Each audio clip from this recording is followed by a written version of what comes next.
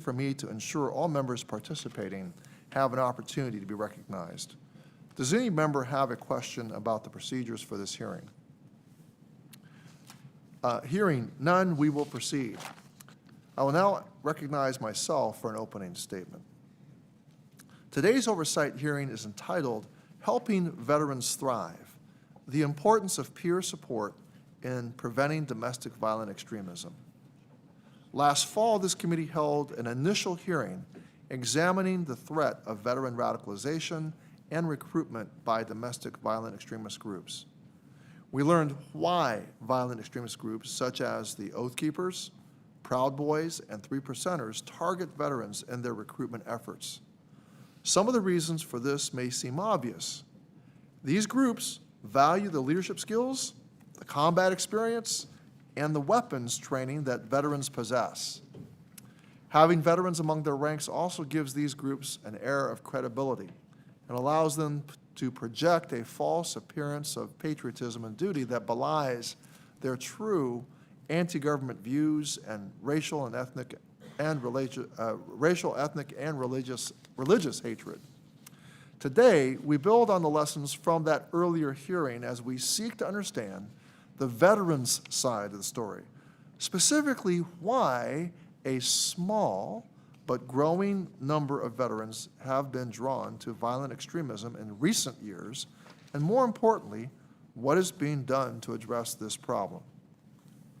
Before going further, I want to be clear on what this hearing is not about.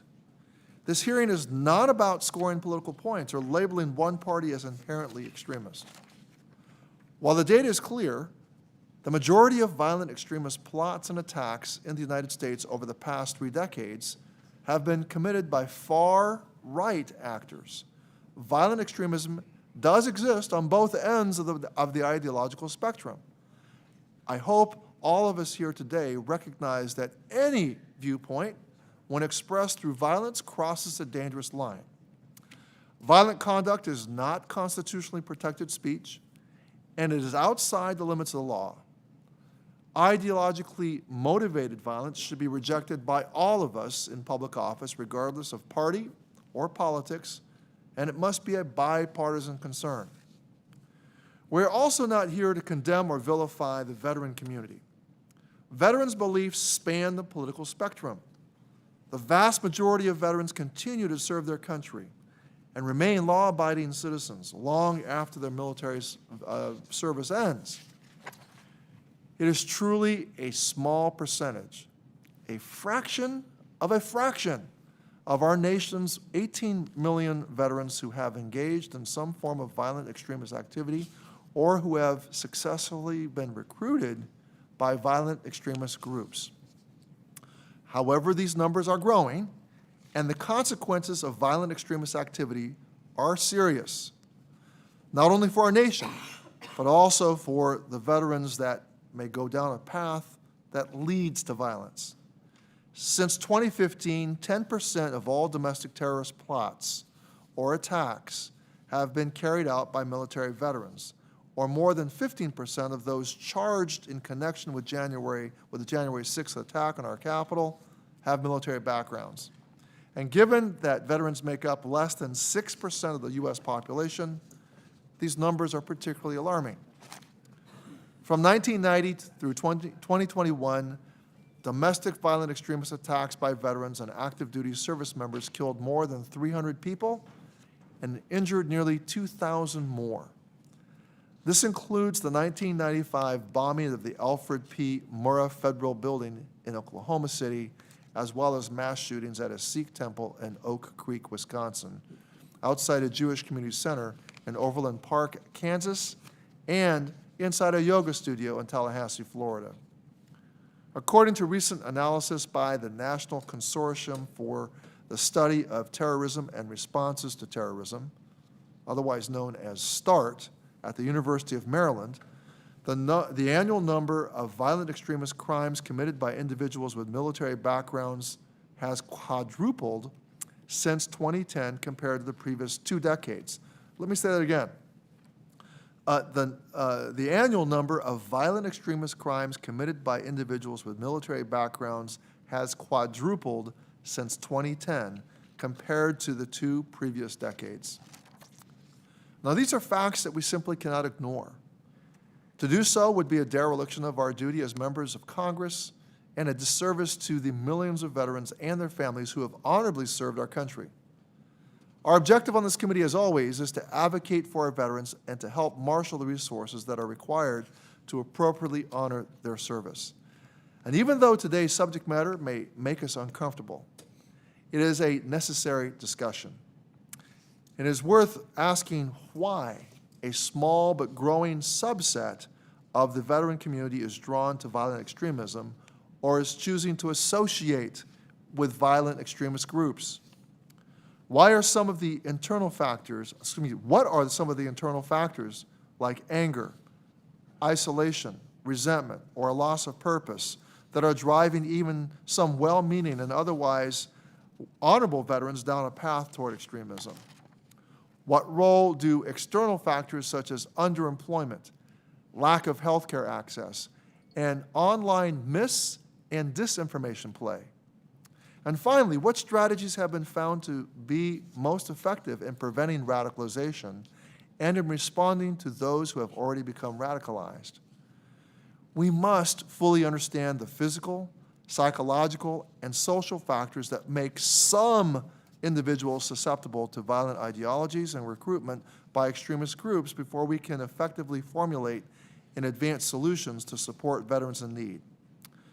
And so I'm eager to hear from our panelists today and to engage them in a vigorous discussion with our committee members.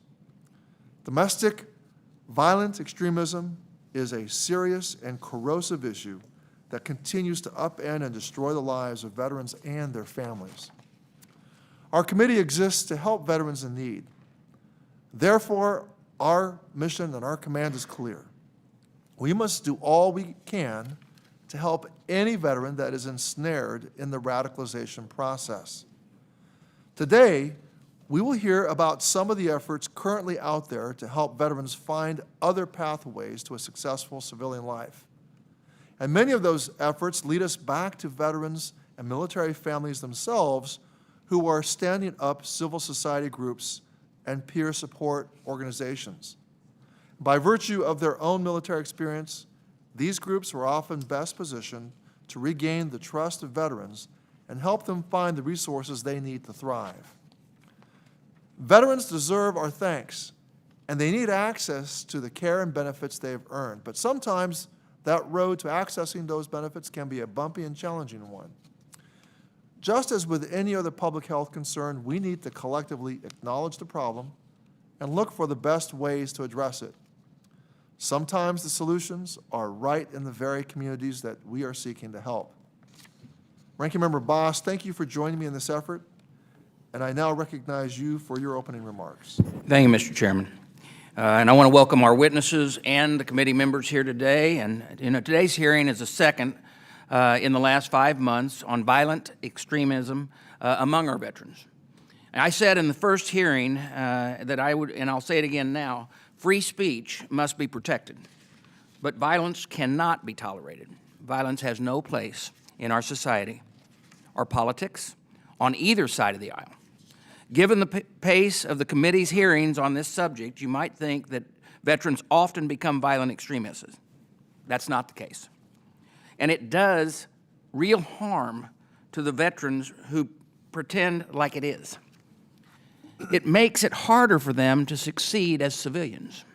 It makes it harder for them to get jobs. It makes it harder for them to ask for help when they're struggling. That the chairman is furthering such a false and dangerous stigma on that says that the veterans are violent and are a threat to their communities is wrong. And it is especially wrong when it's for nothing but political theater.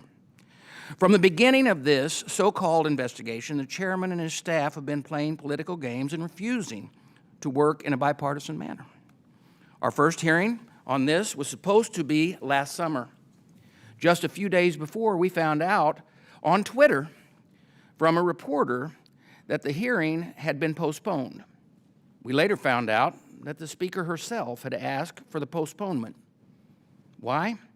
Well, at the time, she was worried that it would interfere with another one of the Democrat majority partisan interests, and that was the January 6th Selection Committee. Last week, the chairman released a staff report on how violent extremism recruit veterans. That release was the very first time that I or my staff had even heard of such a report. We were not given an opportunity to review the report before it was released. We were not given an opportunity to contribute to it. Since then, the majority has refused to even discuss the report or answer our questions about it. The message that sends is pretty clear. The chairman is more interested in advancing his own political interest by painting veterans as radical and violent than he is about moving beyond partisanship to figure out the actual help the veterans who need it. The chairman allegedly called this hearing a, quote, hear the veterans' side of the story, end quote. There are 9 witnesses that we're going to hear from today, and 4 of them are veterans. Of those veterans, Joe Chanelli from the AMVETS, who is the witness that I asked for, the chairman also claimed that this hearing is meant to examine the role of peer support in helping veterans. But just one of the 9 witnesses that is at the hearing is a VSO, the obvious source of peer support for veterans. Yet again, that one witness is Joe Chanelli from AMVETS, who is the witness that I asked for. If you want to hear the veteran side of the story, Mr. Chairman, why didn't you invite more veterans here today to tell their stories? If you want to learn about peer support for veterans, why didn't you include any of the organizations that Congress specifically chartered to provide it? Something isn't adding up. A few years ago, the New York Times called the VA committee the most bipartisan committee in Congress. That's certainly not the case today. And the ones who are truly harmed by it are the veterans themselves. They deserve better.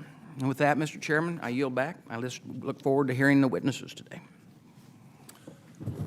Well, I thank the ranking member. I especially thank the ranking member for his cooperation with selection of witnesses that can further the seeking of the truth with regard to the subject matter. So I want to thank you for that.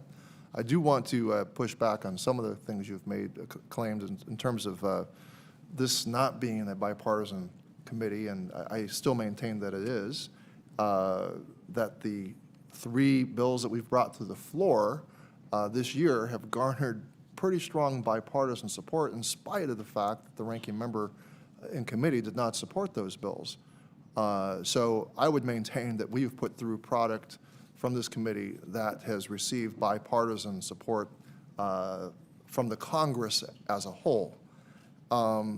With regard to the staff report, the ranking member knows that staff report, well, I don't know if you know, but my staff did engage with your staff to seek participation, and I do want to thank the ranking member for the way in which the first hearing, we did have at that hearing a number of we had witnesses from the VSO community.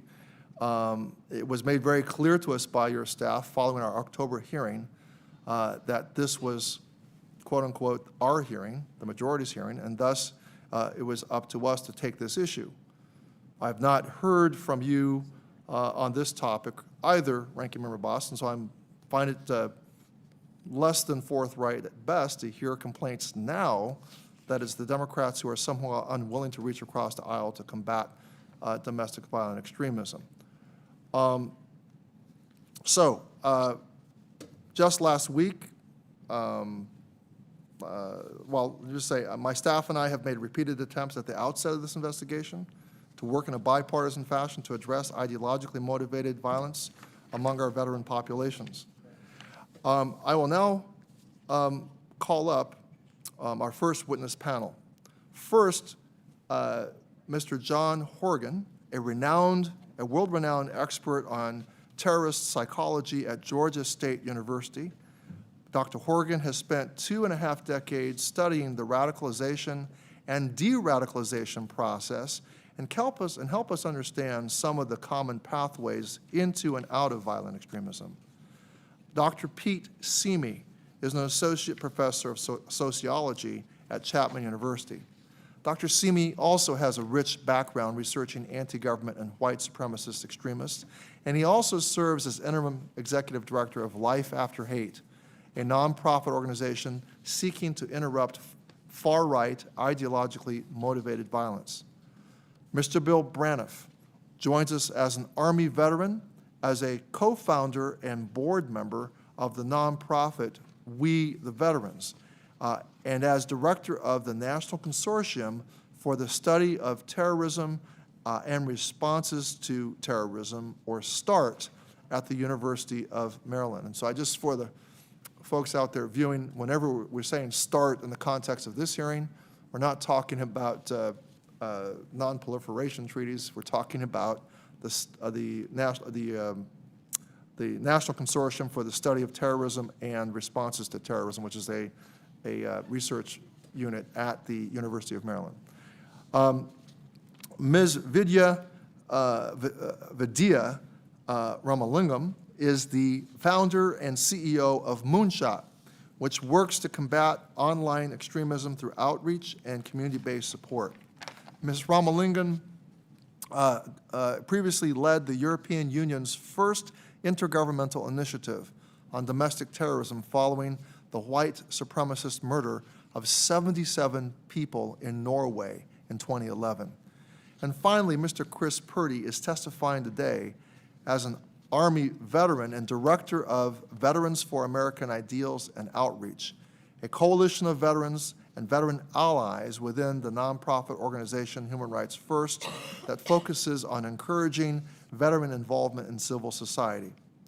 We also received a statement for the record from Dr. Ari Kruglansky, a distinguished professor at the University of Maryland. Dr. Kruglansky has performed decades of research on the psychology of violent extremism and co-founded the START Center that Mr. Braniff joins us from.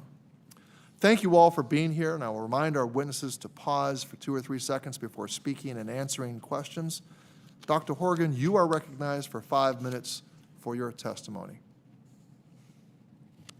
Chairman Takano, Ranking Member Bost, members of the committee, thank you for your service to our country, to our veterans, and for providing me the opportunity to speak with you here today. My name is John Horgan. I'm a professor of psychology at Georgia State University. I speak here today not as an expert on veterans affairs, but as someone who has studied violent extremism, otherwise known as terrorism, for over 25 years.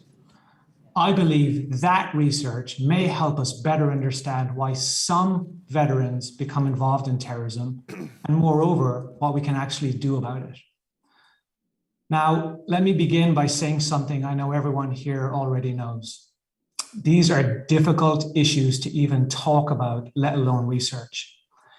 Irrespective of political affiliation, it is my sincere belief that everyone here today is deeply concerned about veterans. We're not always going to agree on what the solutions look like, or even who ought to have an opinion about those solutions. This is not the only threat facing the country, nor is it the only threat facing veterans. Far from it. Moreover, it shouldn't take concerns about terrorism for us to systematically address the needs of our veterans. But certainly, and if anything, we disrespect veterans by not addressing this problem also. What we know from 4 decades of research on violent extremism is the following. No clear profile has ever been found, not just across the ideological spectrum, but even within specific groups. That is not a failure of research, rather it is the outcome of it. Terrorism today is more diverse than ever before. Men, women, children from all walks of life, all backgrounds, all religions become involved in different ways. And they end up doing different kinds of things within these groups. If anything, diversity is the profile. Now, when it comes to the involvement of some veterans in terrorism, they are often characterized as misguided, troubled, broken people that are manipulated. I know such language often comes from a place of concern about impugning or vilifying our veterans. And while these labels might apply to some, the sweeping use of this characterization is surely offensive to the countless veterans out there who live each day with trauma, but choose not to abandon their oath or subvert our democracy. We know something very, very valuable about who violent extremist groups want. The most proficient terrorist groups will find a role for everybody. But what they want, what they prize above all else, is a recruit who is competent, who will act, who can be counted on to do a job. They want recruits who are resilient, willing to risk everything for a cause bigger than themselves. It might sound very strange, but terrorists want people who have the capacity to care about the plight of others. Perhaps the question that comes from all of this is, why wouldn't terrorist groups go after our veterans? And yet, this is still only half the story. We must ask why some veterans find involvement in these groups rewarding. What needs are these groups fulfilling? In the absence of more research, we can only speculate, but this is a missing part of the puzzle. Now, this puts us in a bit of a bind. We need far more research, yet we don't really have the luxury of waiting around for it to emerge. Until it does, we have several starting points, which I respectfully offer here as suggestions for your consideration. Number one, we must take seriously efforts at early prevention. This will involve such things as better screening at the point of recruitment, ongoing education, and training about the changing nature of terrorism and the risks posed to service members and veterans. Number two, the research tells us that it is peers who are best placed for the early detection of violent extremist activity. But just because they are well positioned, it doesn't necessarily mean they know what to do or where to go to report such concerns. Building on an awareness and educational component, we must develop and put in place clear guidelines for reporting concerns about violent extremism within the ranks. And number three, we must invest in peer support. One of the best ways to help veterans get out of terrorist groups is not just to let them know that they can get out, but to make sure the right kind of peer support is in place to facilitate that. Thank you for your time, and I look forward to your questions. Thank you, Dr. Braniff. Excuse me, I just lost my place. Who are you calling me? Oh, Dr. Horgan. There's Dr. Horgan. Mr. Simi?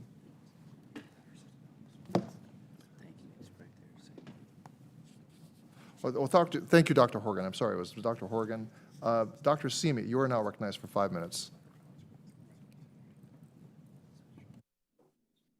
Good morning, Chairperson Takano, Ranking Member Voss, distinguished members of the committee. Thank you for this opportunity to speak with you today. I'm currently a professor of sociology at Chapman University and member of the executive committee leadership team at the Department of Homeland Security, Office of University Programs of Excellence on Terrorism Prevention and Counterterrorism Research, known as ENSITE. In 1997, I began conducting what social scientists refer to as ethnographic fieldwork with anti-government and white supremacist extremists across the United States and abroad.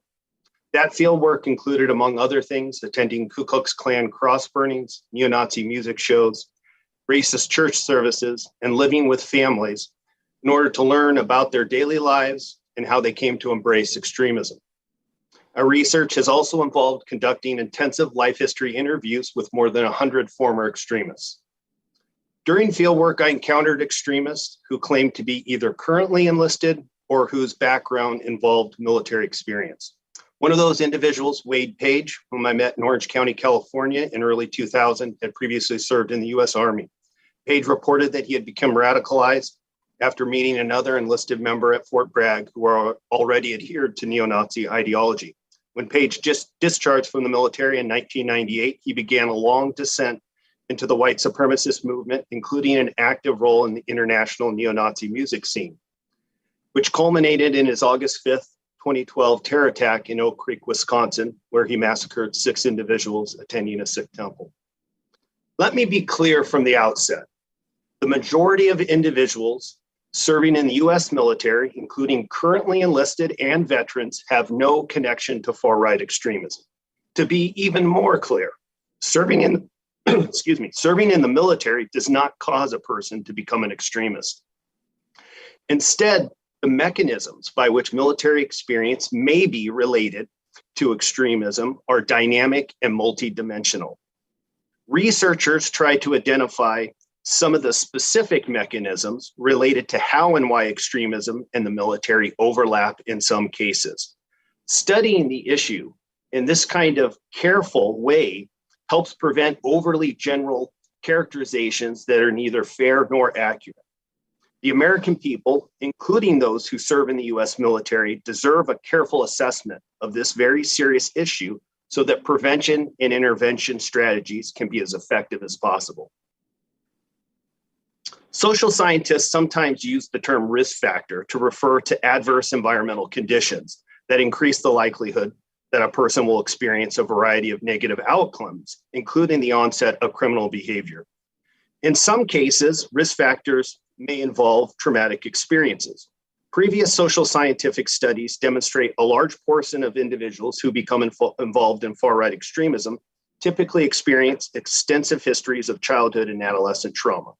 Most individuals who experience trauma, however, do not become involved in violent extremism.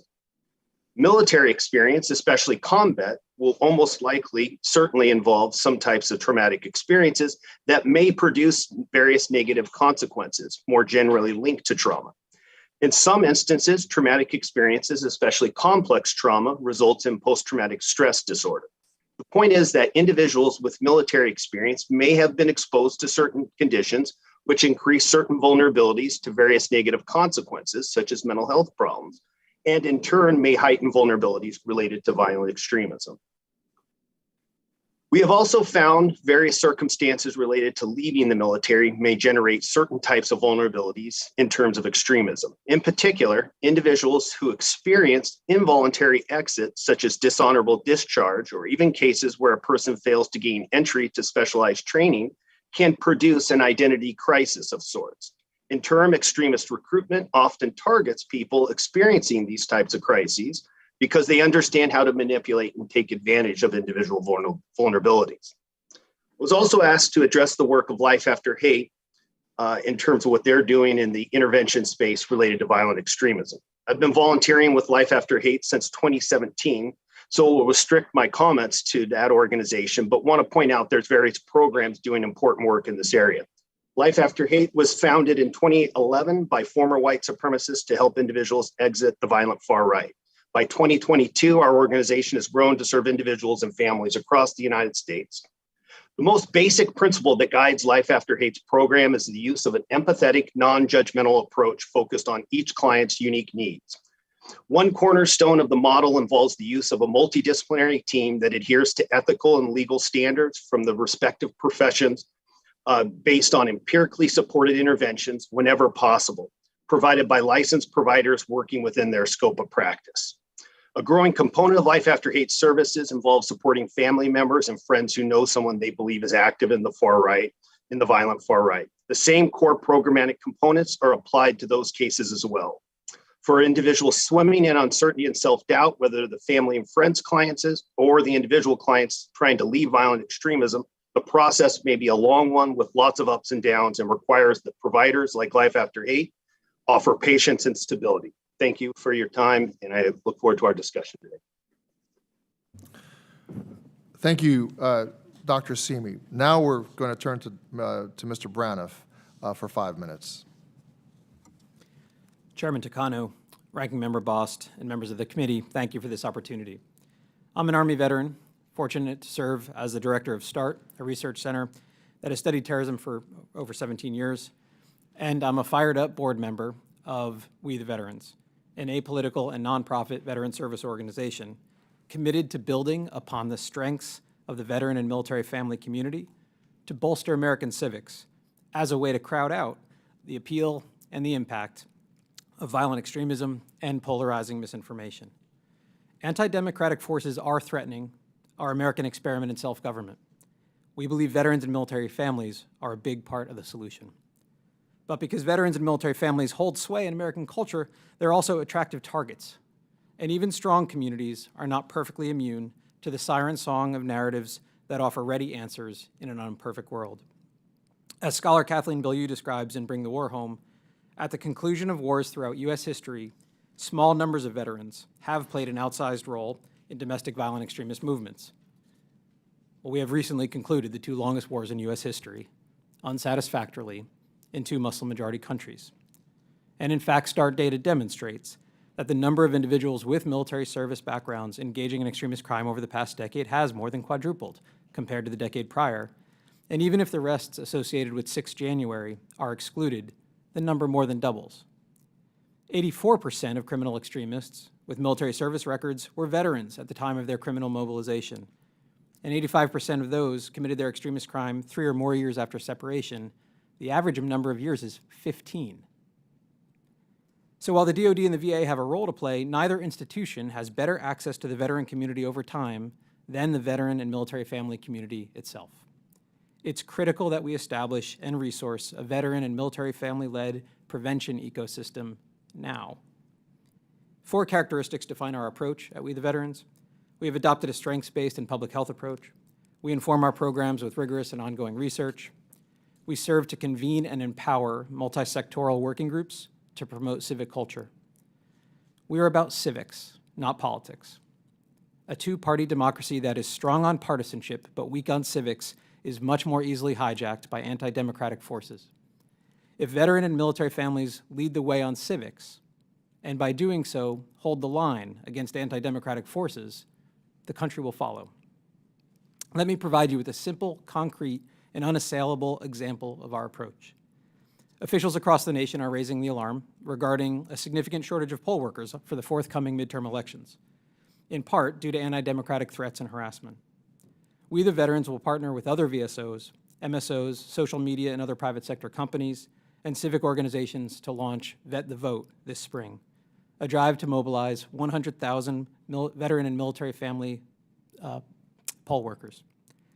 Having subordinated ourselves to the civilian authorities elected over us while serving, and having sacrificed to promote democracies overseas, veterans and military family members will once again show their support for our elections and our democratic values by filling this critical public service role, reinforcing the public's trust and confidence in our elections along the way. And if this becomes a civic norm for veterans and military families, we'll never again face a shortage of poll workers, and along the way we'll deny anti-democratic forces the opportunity to question the integrity of our free and fair elections. We offer 3 recommendations today. 1, infuse civic education and engagement into military culture during basic intake training, as part of professional military education courses, as a central feature of the Transition Assistance Program, and as a way for veterans and military families to connect with pro-social, veteran and military service organizations following separation. 2, Congress should encourage the executive branch to partner with We the Veterans and other VSOs and help resource the operating costs of our multi-sectoral working groups, allowing us to convene and empower communities of interest to pilot and evaluate and then scale solutions. 3, ensure the federal government moves beyond punitive measures to identify and disrupt already mobilized violent extremists with military service backgrounds, and invest in veteran and military family-led public health programs, effectively creating a nationwide prevention ecosystem involving civil society organizations, educators, social workers, public health officials, and VA clinicians. At We the Veterans, we're no longer content admiring the problem. We're ready to empower veterans and military families to be the solution. Thank you. Thank you so much, Mr. Braniff. We will now turn to Ms. Ramalingam for 5 minutes. Thank you. Chairman Takano, Ranking Member Bost, and esteemed members of the House Committee on Veterans Affairs, thank you for the opportunity to speak with you. My name is Vidya Ramalingam, and throughout my career, I have worked to design and deliver violent extremism prevention models globally. 11 years ago, when a white supremacist terrorist murdered 77 people in Norway, as an American, I led the EU's first intergovernmental initiative on domestic violent extremism. That experience led me to found Moonshot, an organization working with the U.S. Department of Homeland Security and at the state and local levels to build online prevention capabilities fit for the challenges of the 21st century. What used to occur through in-person recruitment and propaganda has shifted to predominantly online radicalization. If we want to prevent violent extremists from exploiting the challenges and the vulnerabilities veterans often face, we have to intervene where extremist groups are seeking to recruit veterans, online. There are considerable learnings we can draw on from the wider prevention field. DHS is assisting states and cities to implement prevention frameworks which leverage a public health approach to violence prevention. There is increasing evidence to suggest that behavioral health methods show promise when applied online. In Moonshot's recent work, Americans consuming extremist content online are 47% more likely than the general public to take up offers of mental health services online. This increases to 115% more likely if they are looking to join a domestic extremist group. In the last year alone, Moonshot has channeled over 150 Americans at risk of violent extremism into text message counseling sessions via online engagement. This is a drop in the bucket given the size of the problem, but it demonstrates progress. There are ongoing efforts by the VA that we can build on to protect veterans. The VA's National Center for PTSD has already been involved in the development of digital apps to help veterans address symptoms of PTSD and mental health needs. These are the kinds of efforts we can build on to reach veterans in online spaces where extremists seek to recruit them. Our recommendations: 1, Congress should direct the VA and DHS to build on pre-existing veteran support services for prevention. Specifically, mental health support, educational and career counseling, family support programs, as well as adjacent fields such as suicide prevention. This will be more sustainable and cost-effective than developing standalone prevention programming for veterans. 2, Congress should increase funding to equip practitioners with tools needed to address the risks of radicalization. Practitioners already providing trauma-informed care for veterans are uniquely positioned to deliver interventions.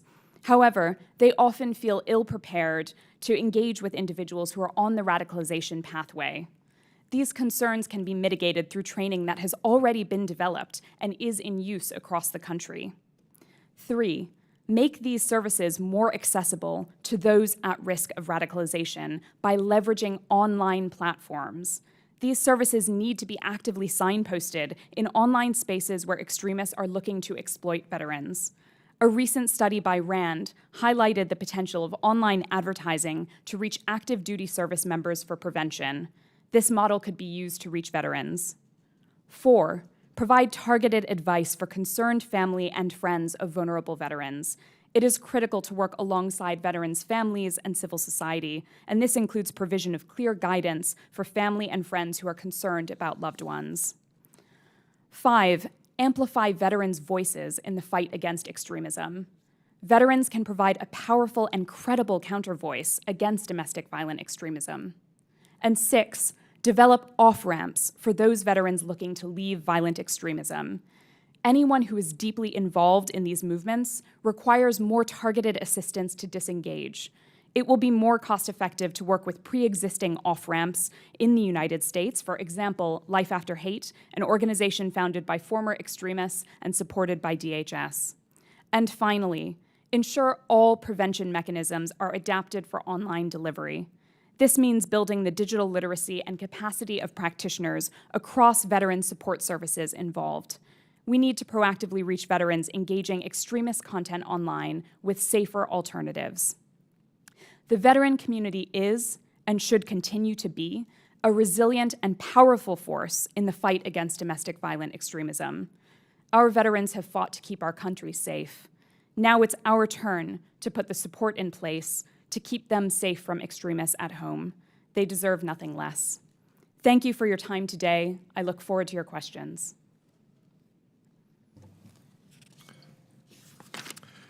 Thank you, Ms. Ramalingam. I now want to turn to recognizing Mr. Purdy. You're recognized for 5 minutes for your testimony. Thank you, Chairman Takano, Ranking Member Bost, and members of the committee. Thank you for the opportunity to appear here today and discuss this urgent threat facing our veteran community and our nation.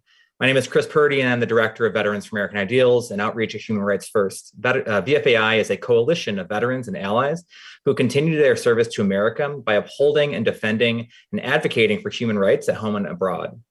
This generation of veterans, like those who came before us, are bonded by shared experience. We speak a common language, share a worldview, and anchored in public service, and we are committed to building a better world grounded in democratic ideals.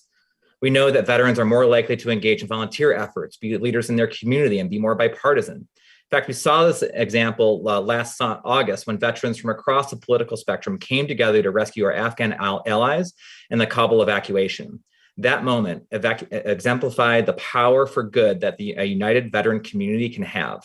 Unfortunately, that has become an exception rather than the norm. There is a concerted effort to turn veterans against the democratic ideals we swore to defend. This effort is rooted in intentional misinformation campaigns that advance an agenda to set veterans against one another and against elements of society to hinder us from acting collectively for the good of our country. Veterans are targeted because we hold a special and unique place in our society and public life. This generation of service members voluntarily joined a wartime military, knowing the sacrifices we would have to make. We joined knowing that we would likely deploy overseas, but that we had the support of the American public. We believed service to be the highest form of sacrifice, and that our nation saw military service as distinct and honorable.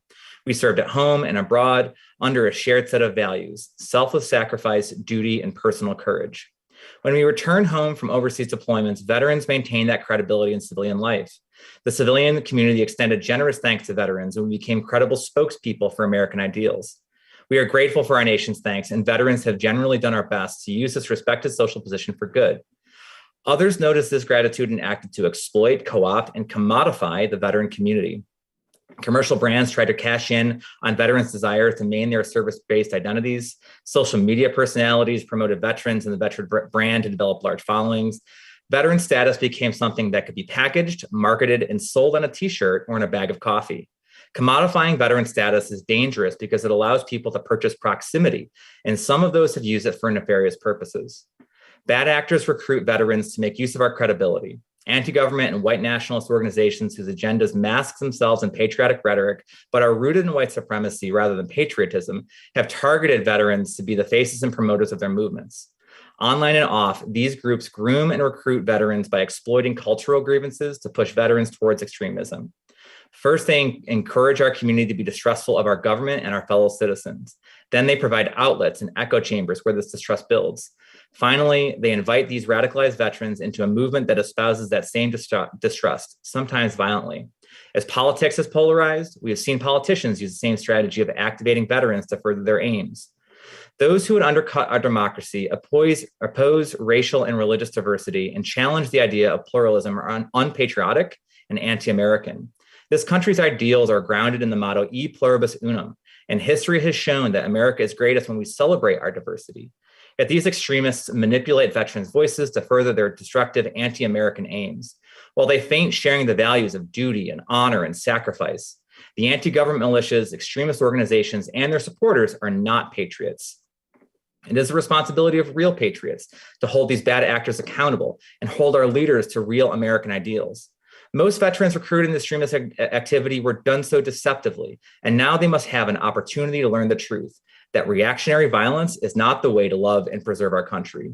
Through community outreach, social connection, and the use of government resources, veterans must work with other veterans to turn them away from violent extremism and back toward democratic action. If we do not, we risk the disintegration of the fabric of American life and the balkanization of our social life. This Congress must respond with solutions. If we do not invest in preventative and restorative policies, we risk generation of veterans continuing to fall prey to violent anti-government actors. To that end, we recommend facilitation and oversight of voter education campaigns to specifically reach veterans, investigation of foreign and domestic disinformation campaigns that target the veteran community, and broad support for community service programs. If we do not take action, those who attempted to violently circumvent the Constitution on January 6th or rallied for white nationalism in Charlottesville in 2017 will continue their destructive anti-American actions. This will result in a generational asymmetric conflict fought between Americans, online and in the streets. And ultimately, we risk further dividing and weakening America, failing in our promise to protect those who protected us. Thank you, and I look forward to your questions. Thank you, Mr. Purdy.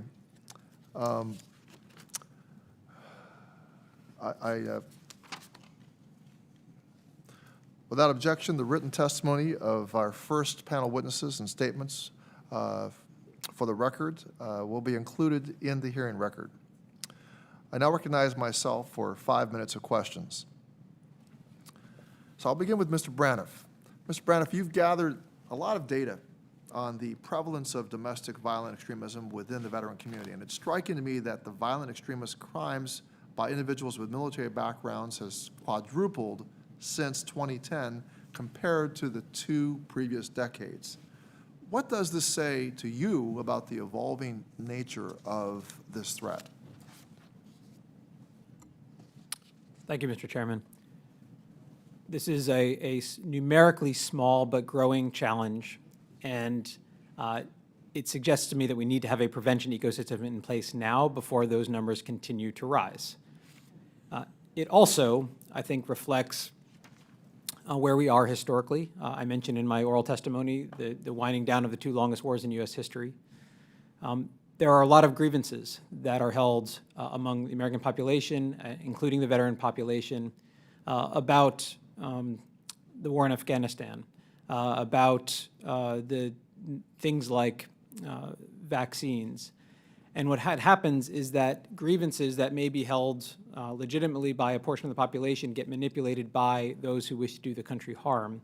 And they seize on those grievances and tie them to broader anti-government narratives, white supremacist narratives, other forms of narrative. And I think that it's really important that we don't diminish the threat posed by those who wish to manipulate veterans and military families. And the reason is that we're not really talking about a numbers game here.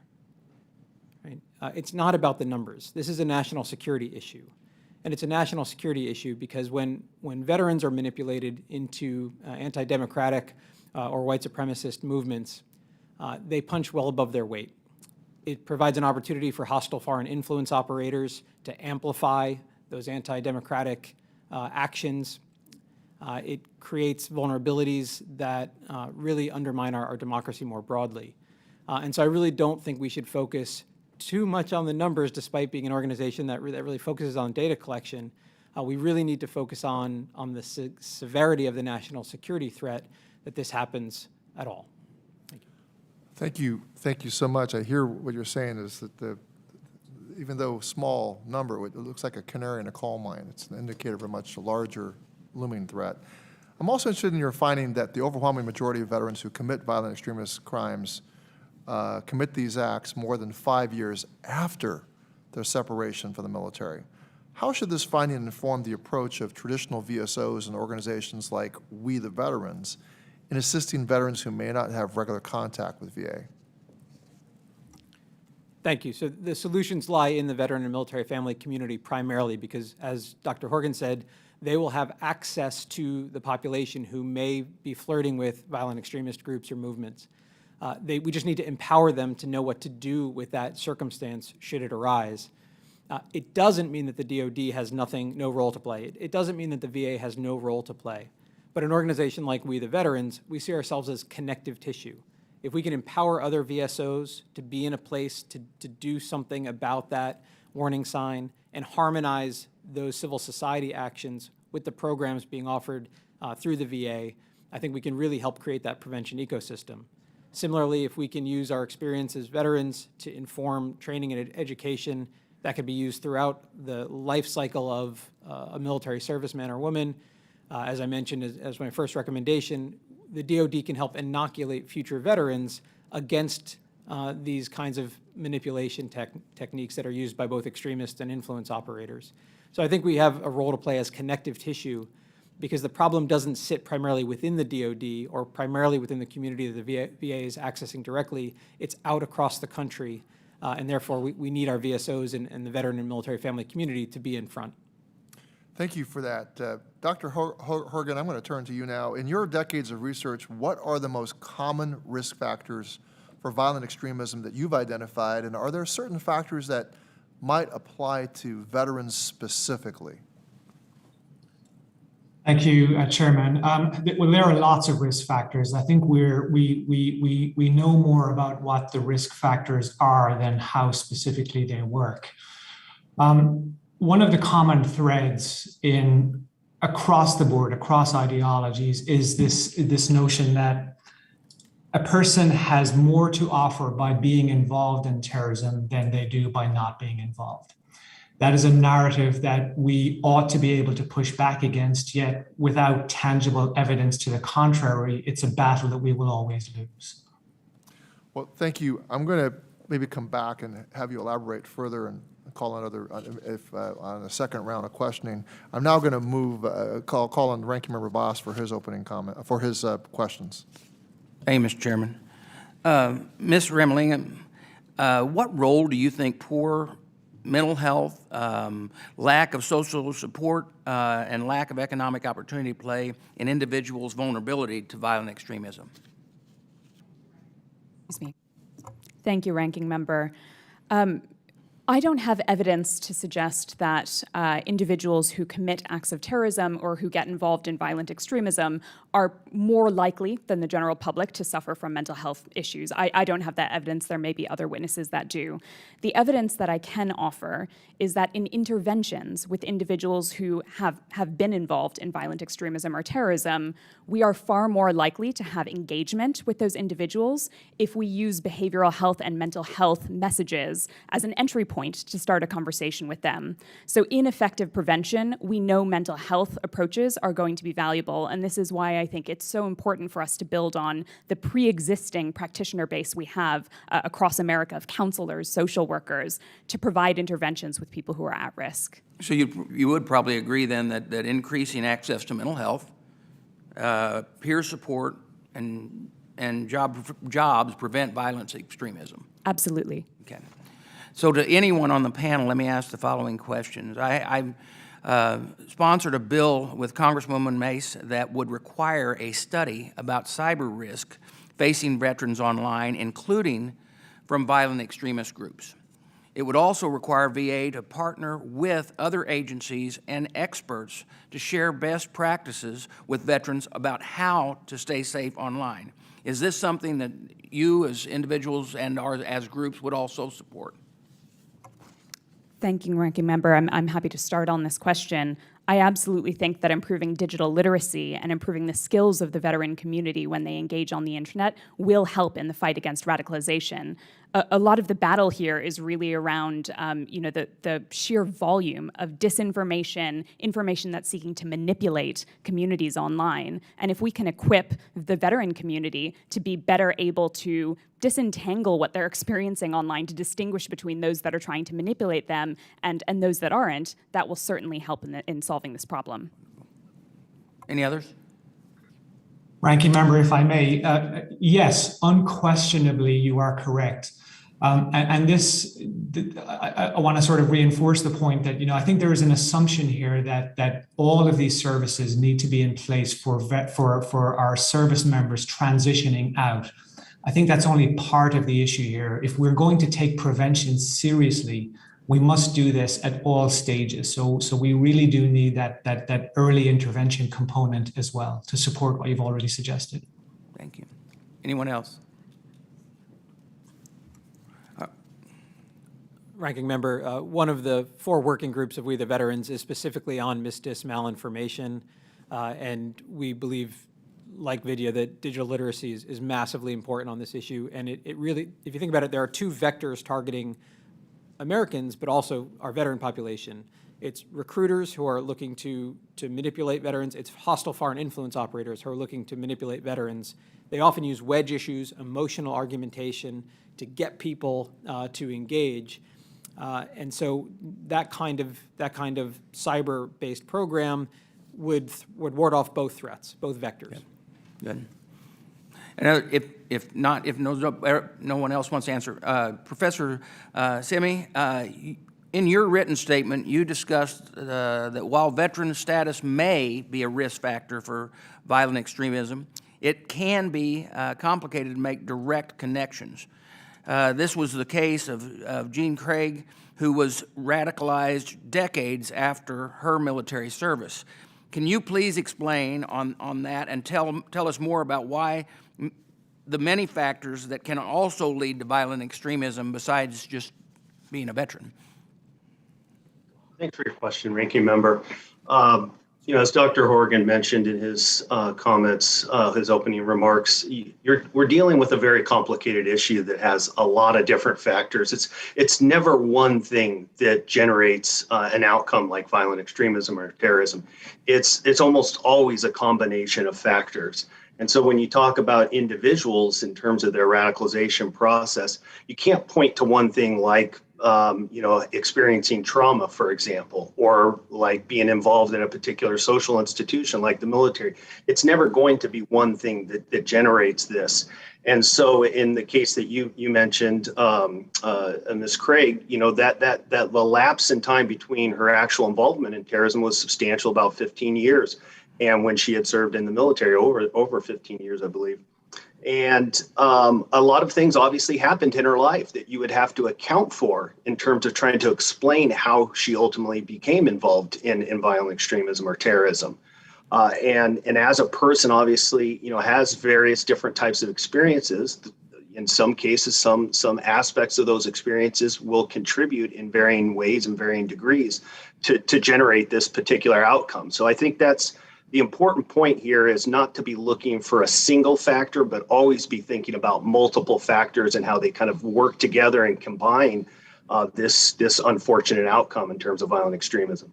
Thank you. And my time has expired, and I look forward to the second round. Thank you. Thank you, Ranking Member Bost. And I'll call on our Health Committee, Subcommittee Chairwoman, Chairwoman Brownlee. Thank you, Mr. Chairman. Dr. Simi, I'm going to start with you and sort of ask a question, I think, kind of where you left off and your answer to the last question. So I think we've been talking a lot about, trying to figure out the determinants that may accrue to violent extremism. And we're mainly focusing in on, it seems to me, unless I've missed something here in everybody's testimony, it seems as though we're focusing more on the transitioning out of the military and what happens out of the military, whether it's isolation, so forth. Now, we can also talk about, and Dr. Simi, you just mentioned this, about the trauma that happens in the military. There can be a cause and effect here. What I'm trying to zero in on is less about, while albeit important, the transitioning out and what happens after the military, but what's happening in the military, in addition to things like trauma that are happening, to potentially to everyone who is serving. So I guess, is there any research to determine whether some of this radicalization can be happening while members are serving in the military because they are online or they are in close proximity or association or camaraderie with others who are, and this sort of seed gets planted there in the military and carries through leaving the military? Thanks for your question. In my opening remarks, I mentioned the case of Wade Page, the Sikh Temple shooter in 2012. His life history is a good example of what you're speaking about. His radicalization process, by his own reports at least, started really during his time in the military.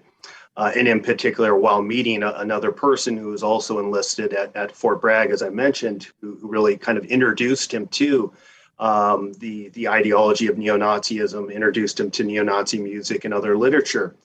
And certainly more recently, we've had cases, for instance, with terrorist groups like Atomwaffen, where the founder was serving in the Florida National Guard, and where Atomwaffen, specifically, as well as other groups like the Base, and a number of other of these types of terrorist cells really do target active duty military in addition to veterans as well. And so we definitely do know certain things about some of the strategy and tactics that's happening as it relates to trying to recruit active duty and radicalize these folks. Of course, there's a lot of unanswered questions too, and a lot of information for researcher that's simply not available, which obviously poses certain problems in terms of trying to understand and answer some of these questions more definitively. Thanks. Mr. Braniff, do you have something to add? Thank you, Congresswoman. I would direct you to page 29 of the report Radicalization in the Ranks that my colleagues at START produced, and which I included as an attachment to my written testimony. We identified 58 subjects who engaged in criminal extremism while serving in the military, about 16% of the overall population of offenders. And we do talk through what the associated risk factors were for that subgroup of the population. You can understand, you can imagine that as being active duty, they're younger, therefore they have fewer of the age-related risk factors that we see among veteran perpetrators, so fewer instances of failed marriages, economic instability.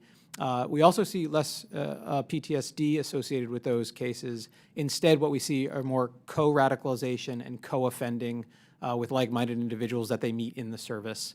So again, it's a small 16% of the overall population, but the risk factors are markedly different than those of the veteran population. And do we know if the Department of Defense is really doing anything, creating, pilot programs? We continue to talk about education. Do you know if anything is going on within the military? Yes, thank you.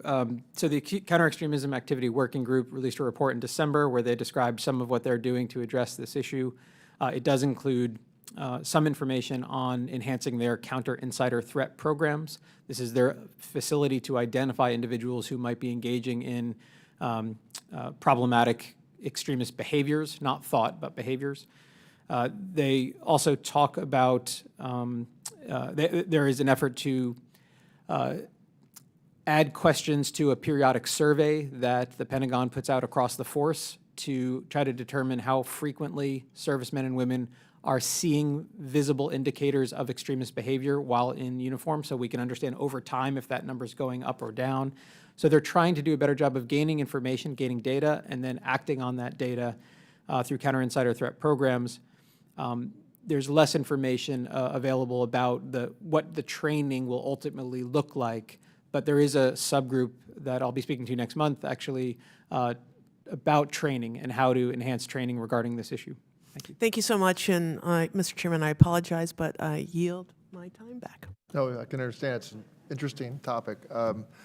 General Bergman, 5 minutes. Thank you, Mr. Chairman. Thank you to all the panel members.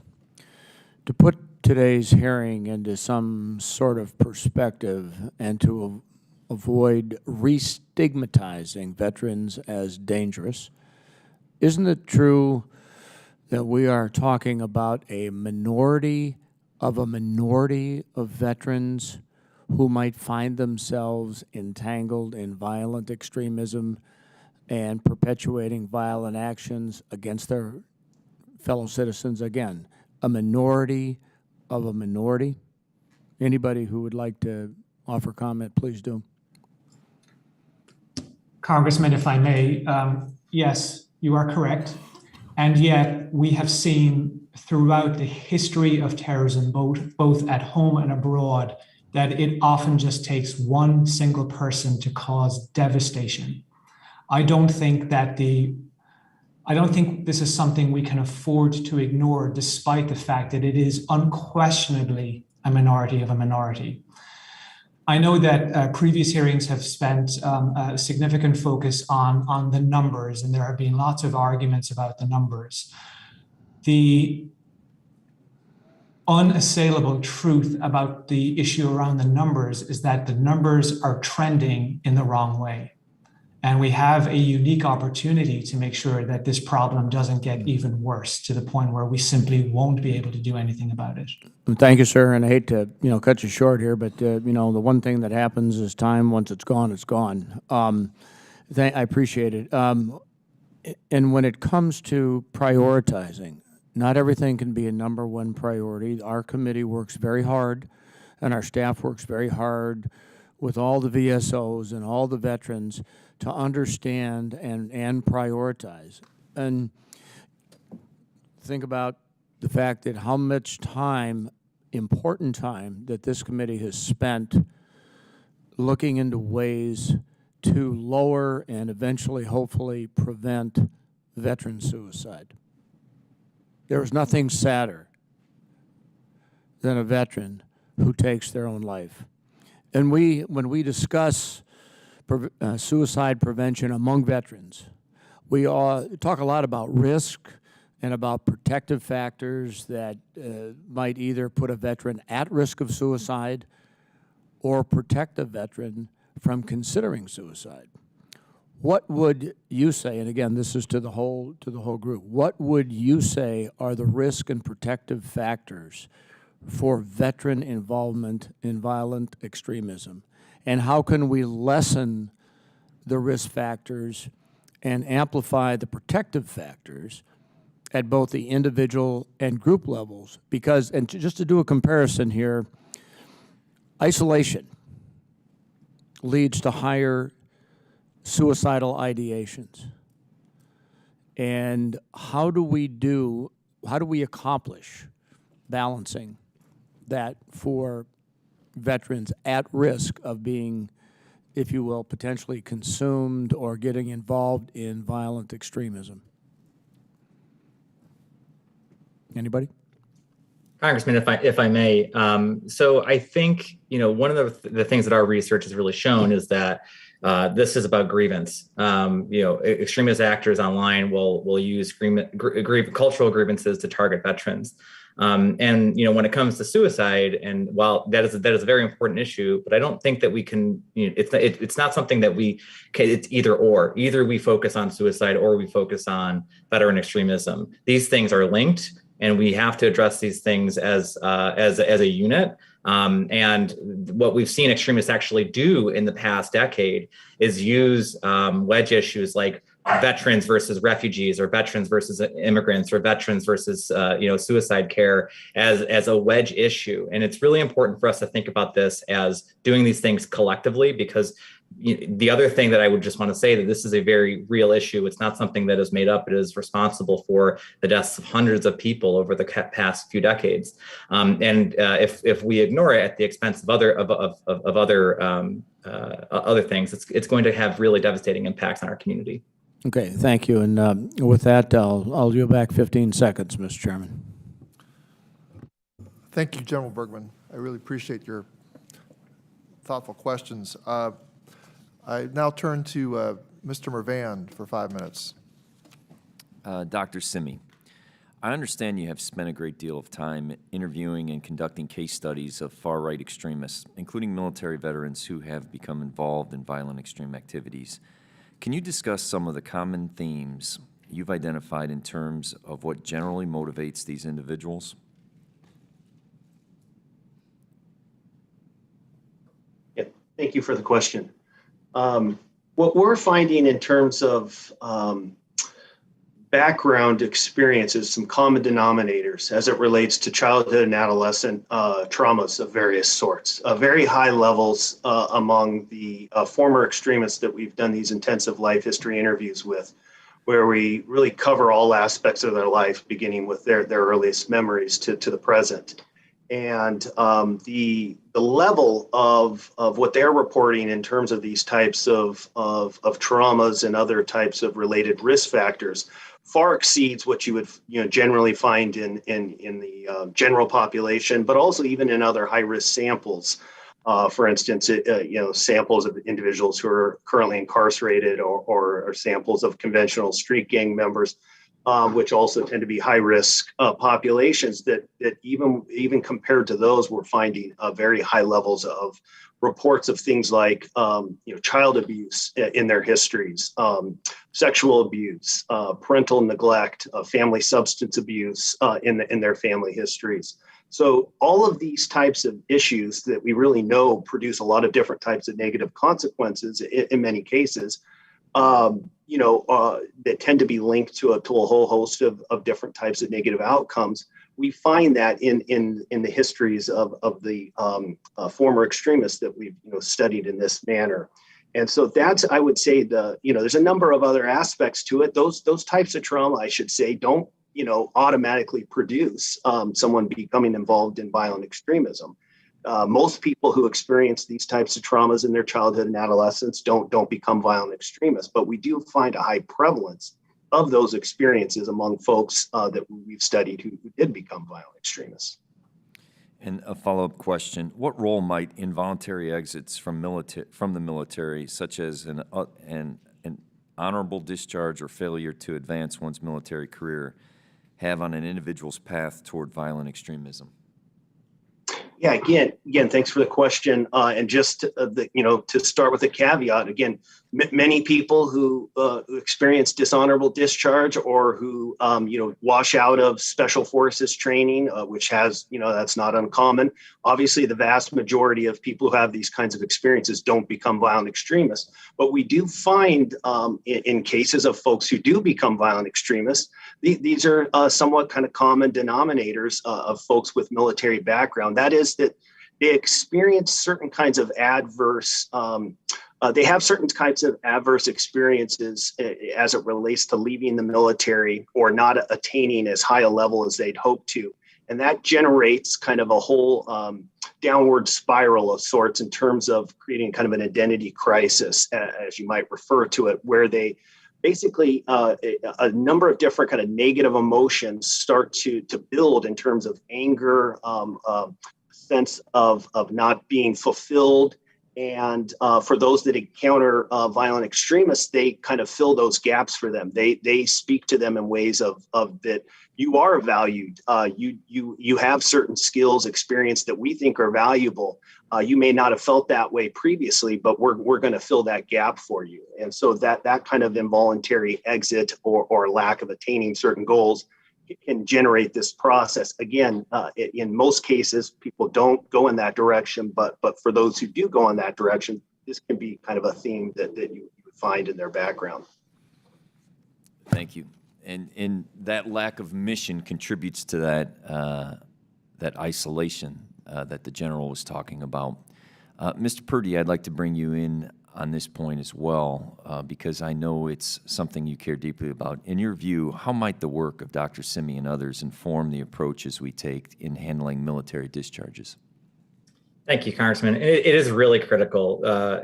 Involuntary discharges play an inordinate role in the well-being of service members after they leave service. So, if we think about, as I mentioned earlier, that a lot of this relates to grievance. Well, if you have someone who has been involuntary discharged and then they have a need, a mental health need, a physical health need. They need to go back to school. They need housing because they're housing insecure. An involuntary discharge denies those services to our service members at a very critical moment when they are already facing angst and grievance against the government. It really allows an entry point and a gateway for extremist recruiters to come in and say, you know what, the government is really the enemy here. You served your country honorably. You deserve this. They're the enemy. So they are involuntary discharges are incredibly detrimental to our veteran community. With that, I yield back. Well, thank you. Wow, that was very interesting. Mr. Banks, 5 minutes. Thank you, Mr. Chairman. As many of you know, the VA recently released its asset and infrastructure review recommendations, which include the closure of 86 community-based outpatient clinics nationwide and a reduction of 88 other outpatient clinics. It also includes the closure of 3 inpatient facilities nationwide, including one in my district. This decision may make many veterans feel like they are being abandoned, increasing their desire to seek care or camaraderie elsewhere. Dr. Simi, What effect does isolation and lack of mental health or inpatient services have on veterans? Well, I don't know that I'm the best person, to be honest with you, the best person to answer that question, but obviously mental health services are critical importance. Suicide prevention is of critical importance. And, just very quickly, one of the things we do find in addition among the former extremists that we've, studied very closely is that suicide ideation is very common. More than half report either attempting or seriously considering suicide, and mental health issues more generally are also widely reported. So, as it relates to violent extremism specifically, obviously these are important issues, but I think maybe I'd like others to address your question more directly. Mr. Braniff, any thoughts from your experience? Thank you, Congressman. In our data set, what we find is that mental health concerns are more prevalent among veterans who go on to engage in extremist crime than other extremists who go on to engage in extremist crime. So it appears to be a particularly important risk factor among the veteran community. It's not the only, but it is a significant one compared even to other extremists who engage in extremist crime.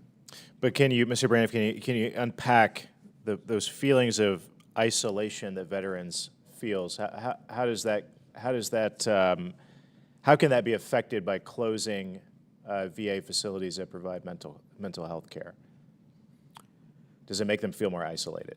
I can't speak to the individual experience. That's not something we've looked at in our research, but it's commonsensical that if someone has a more difficult time accessing services, then they may feel more isolated, more alone, and may seek other sources of comfort, as you've suggested. That seems to make sense to me. One of the questions is whether or not that VA facility is the place that veterans are going to turn to first. Certainly, it's important. It's an incredibly important asset. We think there might be other peer-related opportunities to bring people in first and then direct them into professional services. And so we do think there's a role for the community as well as the professionals. Thank you. So if the VA does end up closing inpatient centers, what steps, to any of you, what steps do community providers need to take to effectively fill that void and ensure that veterans have access to mental health treatment? We'll start with you, Mr. Braniff.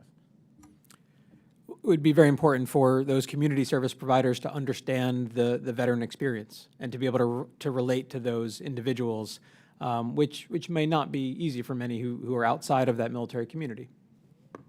Ma'am? Congressman, if I may, and thank you for your questions, I would really urge both the VA and working closely with VSOs to consider how better to digitize services, especially for closing those in-person centers. I mean, we've discussed already the role of the internet in reaching out to individuals who are at risk. Moonshot, actually last year, in 2020, November 2020, we were looking at conspiracy theory communities online, domestic violent extremist communities online. We tracked a 66% increase in references of suicide in conspiracy theories online. So the discussions we're having around the prevalence of suicide within the veteran community are even more augmented in a context where people are engaging with this sort of content online. We need to be offering these services in those spaces so we can get people care where they're looking for this sort of content. What's your advice to community care providers, those outside of the VA to get there, who don't understand the sophistication of what you're talking about? This is where I would urge Congress to be pushing the VA and also the Department of Homeland Security to be working with those community service providers to help them digitize their services. This is not something that they can necessarily do themselves without the funding and without the support to do so.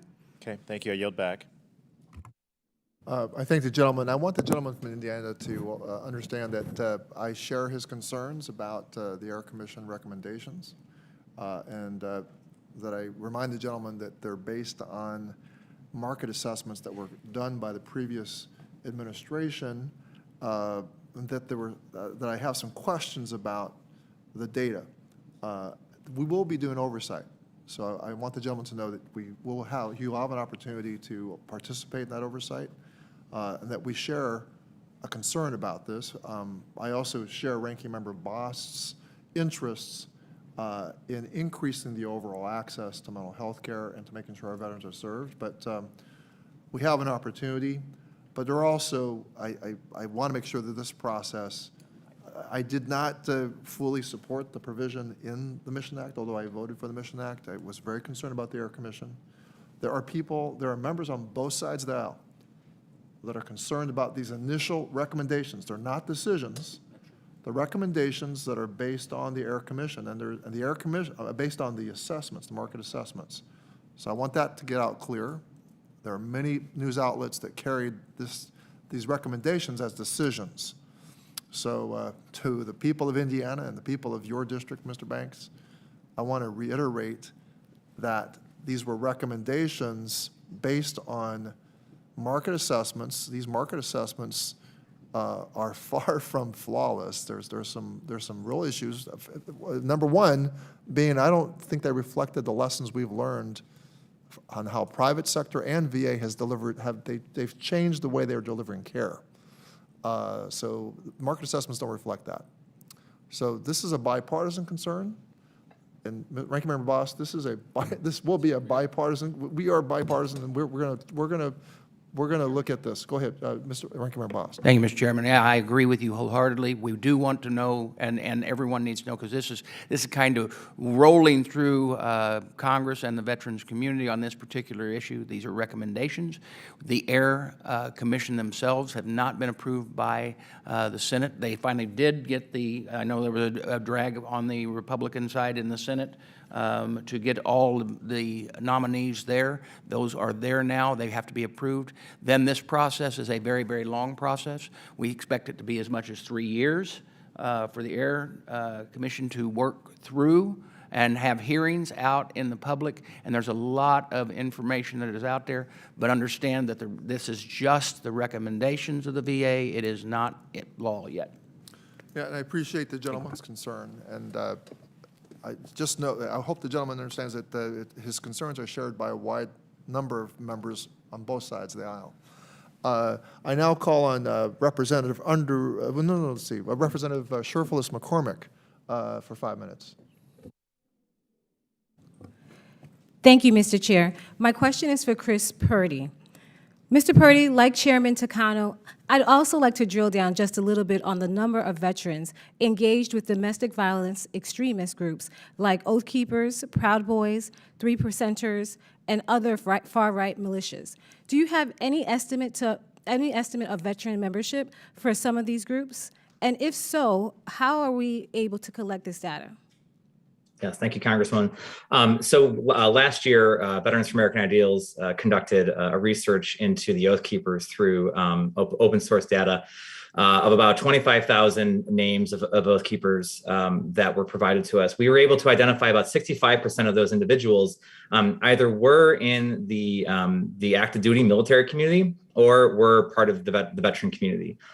This represents a serious threat. And so I just really want to say, when we talk about the minority of veterans being extremists is absolutely correct, but they are by no means the minority of those who are being in the Oath Keepers, for example. So these are folks that have been recruited over time. They span the geographic divide, and they also span the divide of enlisted to officer. Everyone from the lowest E5 up to we were able to identify an 06 on the high end. So there's quite a breadth here. For those that argue that the veteran extremism is not a widespread issue or that we do not have an adequate amount of data to explain its significance, how do you respond? And someone with extensive experience studying this topic and as an Army veteran yourself. Thanks. Well, I myself witnessed extremist activities while I was in the military. So that's my own anecdotal experience. What I will say is that the current military structure is doing everything that it can from our perspective to conduct security stand downs of extremists on extremism in the ranks, but really more needs to be done. There needs to be more research on this, more research from this committee, more research from DoD, so that we could see really how far that this goes. Thank you so much, Mr. Purdy. My next question is for Ms. Ramalingam. Sorry for the mispronunciation. Moonshot has also conducted extensive analysis on the sheer amount of violent extremist content online and how social media or other digital platforms can be a fertile breeding grounds for violent individuals who are plotting or recruiting others to carry out violent attacks. You may not have specific numbers on veteran participation, but what can you say about the trend lines for violent anti-government or white supremacist content online in recent years? Thank you, Congresswoman. Domestic violent extremist groups thrive in moments of crisis. That's undeniable. Especially the white supremacist ideology is premised on the notion that a race war is coming. Now, crises are moments where we see them grasping onto fear and anxiety in order to grow. And in the last 2 years, America has experienced multiple crises, concurrent crises, overlapping and on top of one another. In the online space, so in particular, we've seen the COVID-19 pandemic. All of us are spending more time online. In addition, extremists are spending more time online. We tracked, going back to April 2020 at the start of the pandemic, a 37% increase in attempts to access domestic violent extremist content on search engines across the country. As of a year later, April 2021, that number had gone up to 140% higher levels of engagement with white supremacist content on search engines. So we are generally in a heightened moment of engagement with extremist content online. That's undeniable. These groups also latch on to current affairs, and Ukraine is perhaps the thing that's in the back of all of our minds right now. When the invasion of Ukraine began, we saw domestic extremists starting to mobilize online. We saw militant white supremacists encouraging others online who espouse their ideologies to travel to Ukraine. And to be very clear, there are veterans who are traveling to fight in Ukraine for legitimate reasons. The worry that I have is extremists encouraging those with their ideology to go to Ukraine to gain battlefield experience, and then be able to use those skills upon their return. So these are just some of the trends we're seeing develop online, and the ways in which those groups are specifically targeting veterans. I want to get this question in real quick. What do you see as the role of civil society groups or tech sector itself to addressing this problem? And can we rely on the content moderation alone to remove dangerous posts and messages from advocating violence? Thank you, Congresswoman. The tech companies are scrambling to meet really ambitious targets to remove that content from the internet. That said, we need to accept if we're going to actually effectively deal with this problem online, we need to accept two things. One, there will always be content that falls in the gray zone, and especially as a country that needs to protect its First Amendment right, there will always be content that just needs to stay online. But second, there will always be some spaces on the tech platforms that are just not liable for moderation, where we can't actually remove the content. And actually, Google search is the greatest example here. You can enter anything you'd like into Google search. It doesn't stop you, right? And so in order to effectively deal with the spread of this content on the internet, our solution can't just be about moderation. We have to be using these platforms to reach out to people at risk and offer them safer alternatives. So this is fundamentally about both protecting our First Amendment right and ensuring there's more safer content available to people at risk online. Thank you so much. Thank you, Mr. Chair. I yield back. Thank you, Ms. Surfalis McCormick. Mr. Nels, you're recognized for 5 minutes. Mr. Nels, can you hear me?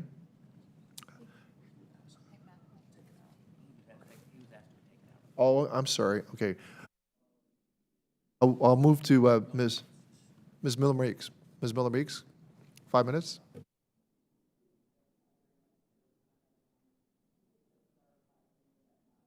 Isis, can you turn on your mic, Ms. Miller-Meeks? Is it on? Do we need to move to another? Why don't we move you to a different station?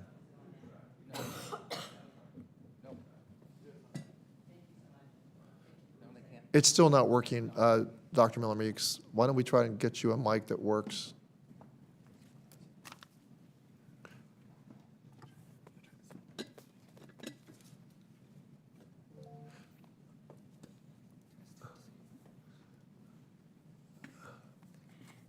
Does this one work? It does work. Thank you. Okay. Thank you so much, and thank I you. apologize for that, madam. Not your fault, sir. It's bureaucracies. Thank you. Thank you so much. I'm just going to start by saying that my maternal grandfather was in World War II, died at a very young age when my mother was 2 from both seen and unseen scars of World War II. My maternal uncle's ship went down in the Pacific, and he then spent the entirety of his life in his very early 20s at a VA institution prior to his death, never having been with his family. My father served in the Air Force. 6 of my siblings served in the military as well. I'm a 24-year military veteran, and my husband is a 30-year military veteran, both of which we have done deployments and humanitarian efforts, both here in the U.S. and abroad. We mentioned that you don't have good data on percentage of vets that are either in groups on the left, such as Antifa or Occupy Wall Street, or groups on the right. So I'm just going to ask a very simple question of you. Is it 50% of veterans who are involved in groups that you would consider to be domestic terrorism? Is it 40%? Is it 30%? Is it 20%? Is it 10%? 1%? Less than 1%? So I'm going to tell you as a military veteran that this is the second hearing we've had in 5 months on this topic, and I find it offensive that we are characterizing veterans as domestic terrorists, and I've seen that in communications all the way back to Janet Reno. And we have not had one hearing on the impact on the mental health of our veterans after the inept, incompetent, and disastrous withdrawal from Afghanistan.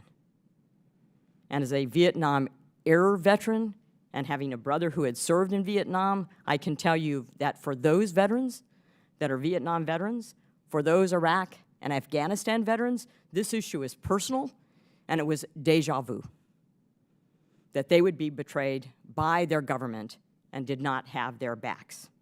Their mental health issues, their PTSD skyrocketed. I've visited with them. And because of how this debacle has unfolded and this hyper-focus on veterans as domestic terrorists by the VA committee, by veteran advocacy groups, and veteran institutions, and granted, it is an important topic, and we absolutely need to address it, but it has caused mistrust in our veterans. I have veterans approach me whenever I'm at home in Iowa, which is as often as I can be, that they do not trust going to the VA or calling the VA crisis hotline to address or get mental health services. And that's a travesty. And I've heard it repeatedly, not just from one veteran. So in Iowa, we're actually recruiting veterans to our state. We have a home-based Iowa initiative started by Ambassador Branstad, then Governor Branstad. We eliminated the income tax on veterans' pensions. Why? Because veterans show up on time to work, they train, they're dedicated, they're intelligent, they're hardworking, they improvise and adapt, and they focus on problem solving. And they have leadership skills even when they don't realize that they're exhibiting those leadership skills. It's why I sponsored the Vet Tech program, and it's why we have looked at bills such as the GI Bill need and VRE in order to give extension when their GI Bill benefits work out. So my question is, can you describe how the importance of employment helps to adjust our veterans with mental health issues, and why we have a lack of peer-oriented programs, which certainly outside of the VA system are beneficial in helping with mental health and behavioral health needs? Thank you.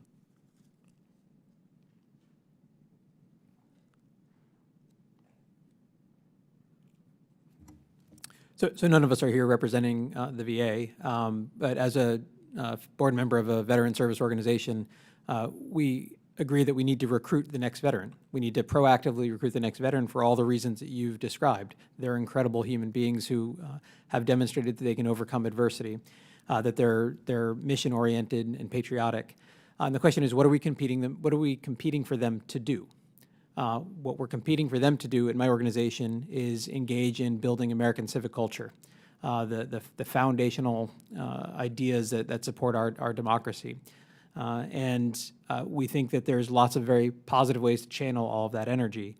In terms of your question about employment, we do see that among veterans who engage in criminal extremism, that job insecurity and unemployment is one of the risk factors that manifests over 10, 15 years and may be associated or is correlated with criminal extremism behaviors. Thanks. Thank you so much, Mr. Braniff. And thank you, Mr. Chair. I yield back my time. I thank the gentlelady. I just want to remind the gentlelady that in September of last year, we did hold a hearing, the full committee hearing on mental health and the concerns following the withdrawal from Afghanistan and its effect on our veterans. And as a result, we have negotiated with the four corners the STRONG Act. But what's holding us back from moving forward with the STRONG Act are the minority's concerns about the discretionary costs. I do want to now call on Ms. Underwood for 5 minutes. Thank you, Mr. Chairman. During the committee's last hearing on the topic of domestic violent extremism in October, I was shocked by the hesitancy of so many people participating in the hearing to name the threats that we're facing. Our witnesses have laid out the evidence showing that specific groups like the Oath Keepers, Proud Boys, and 3%ers have targeted veterans in their recruitment efforts. And while it is important to note that the vast majority of current and former service members are not associated with these groups, research shows that there has been an upward trend in recent cases of criminal extremists with military backgrounds. To effectively prevent domestic violent extremism among veterans, we need to follow the evidence and be explicit about what's happening. Our veterans deserve this respect. The added risks they face from domestic violent extremist groups are because of their service to our country. This means naming the domestic violent extremist groups that are targeting veterans, just as we name foreign terrorist organizations that pose a threat to the security of the United States, or foreign adversaries that target service members for information. Mr. Braniff, can you explain the importance of being explicit in identifying the specific domestic violent extremist groups that target veterans and the consequences of failing to do so? Thank you for the question, Congresswoman. In our data, we do our best to identify any group affiliations associated with those who engage in extremist crime, as well as general ideological categories. We think it's really important if you're going to try to engage in training, professional military education within the ranks, we need to understand what are the most likely observable indicators of violent extremism that one might see and therefore be able to react to. And those indicators are different across the different ideological milieus and the different organizations. Mr. Braniff, that was not my question. My question was about naming the explicit groups. Do you have a point of view on that? Yes, that it's valuable to do so so that you can better educate and train individuals to recognize threats, and we do so in our data. If you're asking about a federal designation of domestic terrorist organizations, that is not something I would support. Thank you. Yep, that was not my question. Mr. Braniff, in your testimony, you underscore the important role of VSOs in preventing violent extremism among veterans. What recommendations would you offer to VSOs and other stakeholders about how they can identify, name, and proactively communicate with veterans about specific domestic violent extremist groups that target former service members? We think it's very important to provide what are called community awareness briefs about the current state of the threat in the United States based on empirical data and not political whim or opinion. And so we think it's really important to provide as factually accurate information as possible while also not just focusing on the current moment, but talking about the techniques that all extremist groups use to manipulate people so that a serviceman or woman could identify, or a veteran could recognize those manipulative tactics when they're used by whomever is using them. Thank you. And that is something that you coach VSOs to proactively communicate? Yes, it's one of the goals of We the Veterans is to engage with VSOs to build their capability to serve as a preventative ecosystem, and that requires awareness. Great. Thank you, Mr. Braniff. In addition to the veteran service organizations, VA also has a critical role on these issues. Ms. Ramalingam, your organization receives funding from the Departments of Homeland Security and the Department of State to address violent extremism. To what extent is VA currently coordinating with federal agencies that actively track domestic violent extremism, and what opportunities exist for deeper collaboration between the VA and DHS, the FBI, and other relevant agencies to prevent violent extremism among veterans? Thank you, Congresswoman. I can't speak to the level of coordination ongoing right now between the VA and DHS, but what I can say is in order to protect veterans that are being targeted by extremists, we do need to build on pre-existing services, and who best to offer those services, who's already offering those services to the veteran community than the VA. We would hope that DHS and that the VA can work together to ensure that existing mental health support, career counseling, community outreach, all of the services we've talked about today are better equipped to be able to handle individuals who present at those services and start to show those signs and signals of radicalization. These efforts shouldn't necessarily be run out of Washington. We believe they should be coordinated at the level of the VA's regional veteran integrated service networks. This should be a local initiative from the ground up. But in addition, as I've mentioned earlier, the VA has a role to play in digitizing services to ensure better access specifically to veterans who are in online communities where they are being targeted by extremists. Thank you so much to our witnesses. I yield back. Thank you, Ms. Underwood. And I'll call on Mr. Gallego for 5 minutes. Thank you, Mr. Chair. I want to start today by thanking the witnesses for being here and Chair Takano for holding this important hearing. Talking about domestic violent extremism is always difficult, but it is especially hard to talk about it when it comes to the veteran community. I was on the House floor on January 6th when the Capitol was attacked by domestic violent extremists, aka insurrectionists. On January 6th, it was my Marine training that kicked in and allowed me to help the other members stranded on the floor to put on their gas masks, keep calm, and unfortunately even prepare to fight. Other veteran members of Congress also helped members stay calm up in the galleries as rioters were banging on the doors. Many of the Capitol police officers who defended this building that day are veterans as well. On January 6th, I was grateful that they were veterans in the Capitol to fight for our colleagues and to defend democracy. Because as any veteran knows, serving your country doesn't end when you leave the service. Our veteran community represents the best of America, which is why I was horrified and angry when I found out how many veterans had been among the insurrections that day. I felt betrayed, because those veterans have forsaken the same oath we all took to protect and defend this country and democracy. I want to be clear. The more than 70 veterans charged in the attack on January 6th represent a small fraction of our veteran community, a very small fraction. But veterans were overrepresented among those insurrectionists. And we've now seen evidence that groups like Oath Keepers, the Three Percenters, and the Proud Boys are specifically targeting veterans. That's why it's so important that we address this issue head-on, like we are today, and that's why I'm grateful for our witnesses' insights. My first question is for Mr. Braniff. If I'm not mistaken, you attended the United States Military Academy and served 5 years as an Army officer and company commander. Following your service, you joined the faculty at West Point.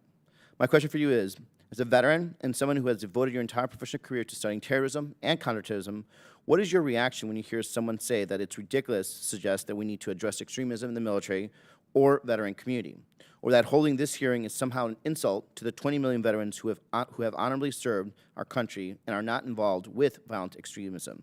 Do you think we are doing a disservice to people like you and me by having this discussion? Thank you, Congressman. 21 years ago, I sat on a hilltop in Kosovo with my tank platoon. That platoon was comprised of several African Americans from around the United States, Jamaican, Haitian, a Dominican, a Jewish American, 2 Filipinos, a Micronesian, and a shade tree mechanic from Alabama. It would be a dishonor to my tank platoon to say that things like white supremacy in the ranks is too small an issue for us to care about. We're a brotherhood and a sisterhood, and the idea that it would be okay for an organization that has grooming standards about your haircut, height and weight standards, shouldn't have standards about violent extremism in the ranks. It's not a numbers issue, it's a national security issue. We have an all-volunteer military. Who is going to join an all-volunteer military if that all-volunteer military is associated with extremism? That's a national security issue. It creates vulnerabilities to hostile foreign influence operations. It decreases our combat effectiveness. It undermines the preface of civilian control of the military. If our military members are putting ideology or party in front of country, it makes it easier for our servicemen and women to be manipulated, and it undermines our combat effectiveness. Thank you. Thank you. Lastly, Mr. Purdy, I want to ask you for your reaction to the fact that so many of these far-right extremist groups use the word patriot in their title. For example, United Constitutional Patriots or the White Patriot Party. I think it's a perversion of the word patriotism and of the oath you and I took. Why do you think these groups use that term so often, and how can we push back on it? Well, I mean, they use it because of the credibility that it holds. They are essentially stealing our honor, cashing in on our valor of service to advance their anti-American and white nationalist aims. And I share Mr. Braniff's disdain for this as well. So, I mean, it's very simple. Veterans are economically efficient targets. And the word patriot exudes an aura of veteran status. Thank you. And Mr. Braniff, one question. Representative Miller Meeks said that Representative Reno was talking about veterans being domestic terrorists all the way back during the Clinton administration. Would you imagine why she would be, Attorney General Reno would be talking about that specifically around that time?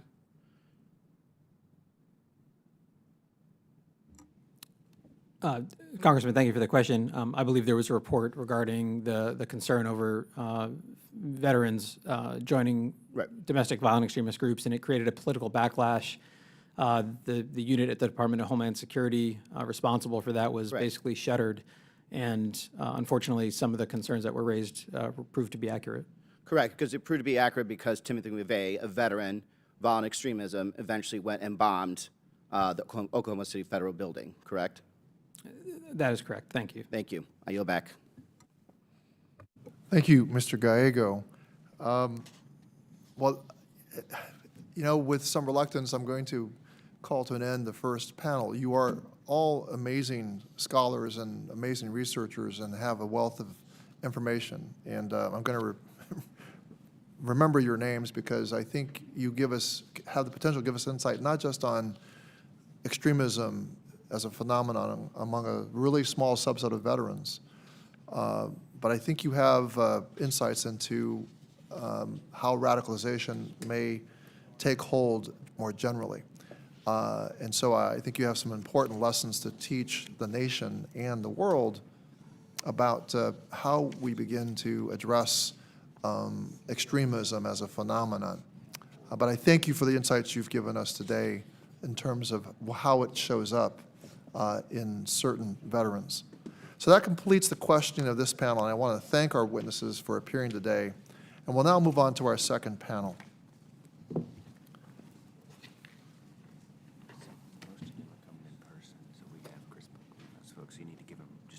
I'm going to give the second panel just a few moments to get situated.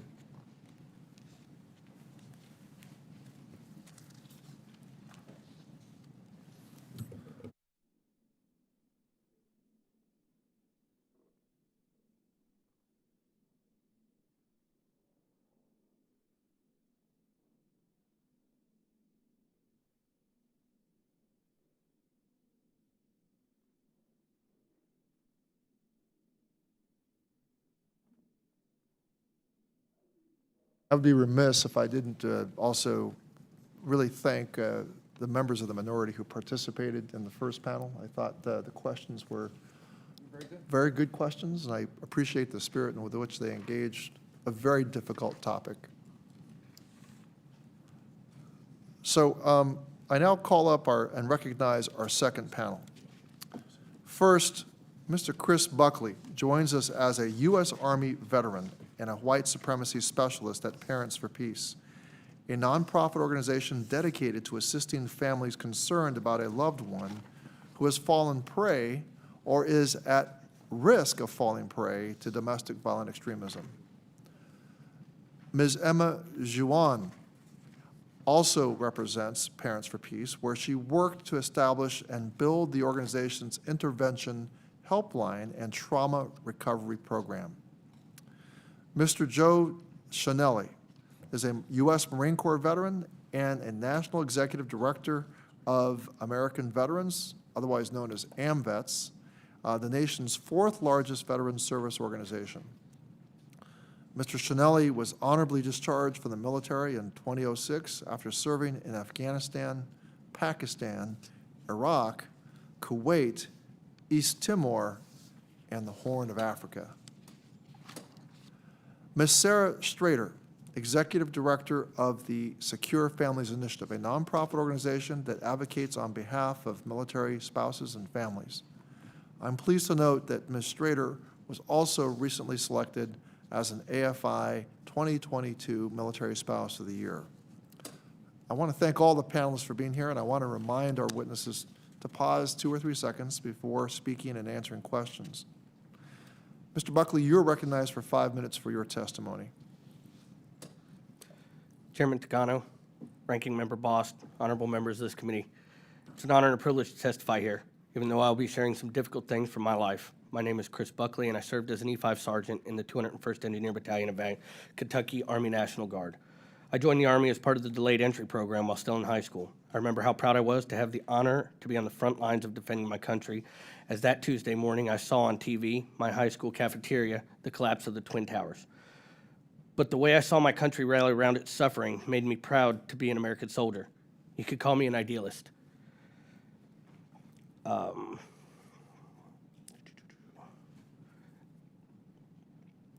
How did I go from that to becoming a Ku Klux Klan member? It's a strange tale, but one that I sadly, not uncommon amongst our veterans. I was not born racist. In 2008, when I was deployed to Afghanistan, I made friends with a generous and kind local Afghan named Abdullah. In the afternoons, we sipped tea together and exchanged stories of our lives before the war. I could see how we were not so different. Abdullah was later caught sneaking an improvised explosive device into our bunker. Abdullah, my friend, wanted to kill me and my buddies just because I was an American. There were a lot of days like that in Afghanistan, but none shook me as much as losing my best friend a few months later. His name was Daniel W. Wallace, father of 2 of Dry Ridge, Kentucky.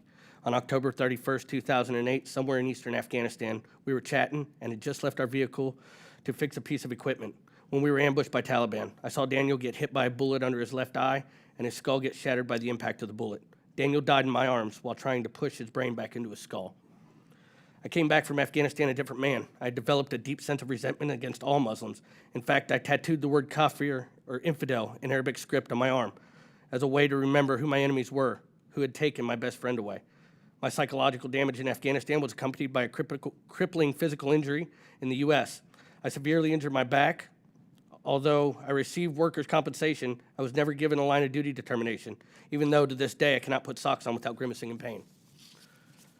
Following the accident, I was put on opioids, which I quickly became addicted to, just as I was developing a habit of numbing my psychological pain by resentment directed against my growing list of enemies. You see, my trauma opened other wounds that had never really healed, and I had simply repressed, like that time when I was sexually molested by a family member, or that other time when I was discharged from the Army and received no compensation for PTSD from the United States Department of Veterans Affairs. Instead, there was a loving group eager to embrace me and acknowledge my pain. It was the Ku Klux Klan, and they did not approach me with pitchforks or burning crosses, but with a plate of barbecue ribs, a Bible, and the promise of brotherhood I missed from my days in the Army. In fact, I probably still would be in the KKK had it not been for the intervention of my wife. My 4-year-old son had started asking for his own KKK outfit. My wife had just had enough. She gave me an ultimatum. It was going to be either her and my son or the Ku Klux Klan or drugs. In the meanwhile, she reached out to a former extremist online who took me in touch with Parents for Peace. In order to take back my life, I had to quit my drug addiction. I had a few relapses, all of them on Halloween, the day I lost my friend in that ambush. Giving up my addiction to hatred and resentment was not any less challenging. I wanted to blame others. I wanted to remain an angry victim rather than take responsibility for my own actions. And I wanted a quick fix to numb my pains right then and there. Prevention of radicalization is always better than treatment. We need to prepare our troops not only for being soldiers, but also for civilian life when they transition home. We need preventative solutions to our soldiers to deal with the trauma of active duty in healthier ways. I'm very proud to have contributed to one such solution at the Trauma and Recovery Program. I'll be delighted to work with you, the members of the Department of Veterans Affairs, and anybody else to see how we can expand on this initial resource into program for veterans. As part of working on myself, I pledged that for every person I recruited into the Ku Klux Klan, I wanted to pull 10 others out of extremism. While I am ashamed of my time in the Ku Klux Klan, I am proud to be on the front lines of combating this threat and becoming an interventionist at Parents for Peace. I'm helping on extremism cases from KKK to Islamism, eco-terrorism, Antifa, and others. Extremism is not a political problem, but a public health issue. This is not simply a Republican or a Democrat problem. This is not a black problem or a white problem, a Muslim or a Christian problem. This is a human problem. by politicizing the issue, by confronting extremism to only one group of people, by using it as yet another weapon against the opposite side of the aisle and our political rivals. We don't heal the wounds, we just inflame them. Perhaps my story could tell you something about what happens when we as a society make a habit of resorting to quick and easy fixes that leave all of us worse off. Perhaps my story could be warming for what's at stake for when we get too comfortable with our status as victims and each other's actions. We prefer to assign blame rather than take responsibility. But that's not why I'm here. I'm here to tell you that bad things happen, but it's up to us to choose what we do with our wounds. Thank you. Thank you, Mr. Buckley. I want to return to Ms. Juan. Ms. Juan, you are now recognized for 5 minutes for your testimony. Chair Takano, Ranking Member Bast, members of the committee, thank you for the opportunity to speak with you today. I appreciate your leadership to foster better cooperation on ensuring the well-being of the veterans community. My name is Emma Jouen, and I'm the Director of Programs and Research at Parents for Peace. And I'm honored to speak to you today about our organization and our work to support the veterans community. To understand the purpose of Parents for Peace, one must know its origin. On June 1st, 2009, Carlos Bledsoe committed a terror attack in Little Rock, Arkansas. Years before, Carlos was groomed on campus by teachers and clerics and had traveled to Yemen to train with a Salafi group. After being arrested by the Yemeni police, Carlos was deported back to the United States.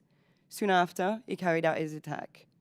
After Carlos's arrest, his father, Melvin Bledsoe, an African-American business owner from Memphis, decided to break his silence and talk about what happened to his family.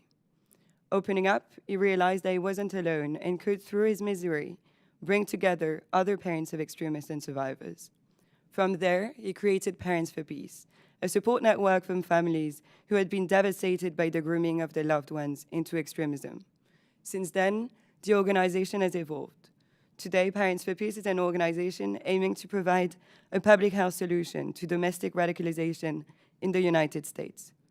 For the last decades, most counter-violent extremism approaches have taken a law enforcement or criminal justice approach, falling short of successes.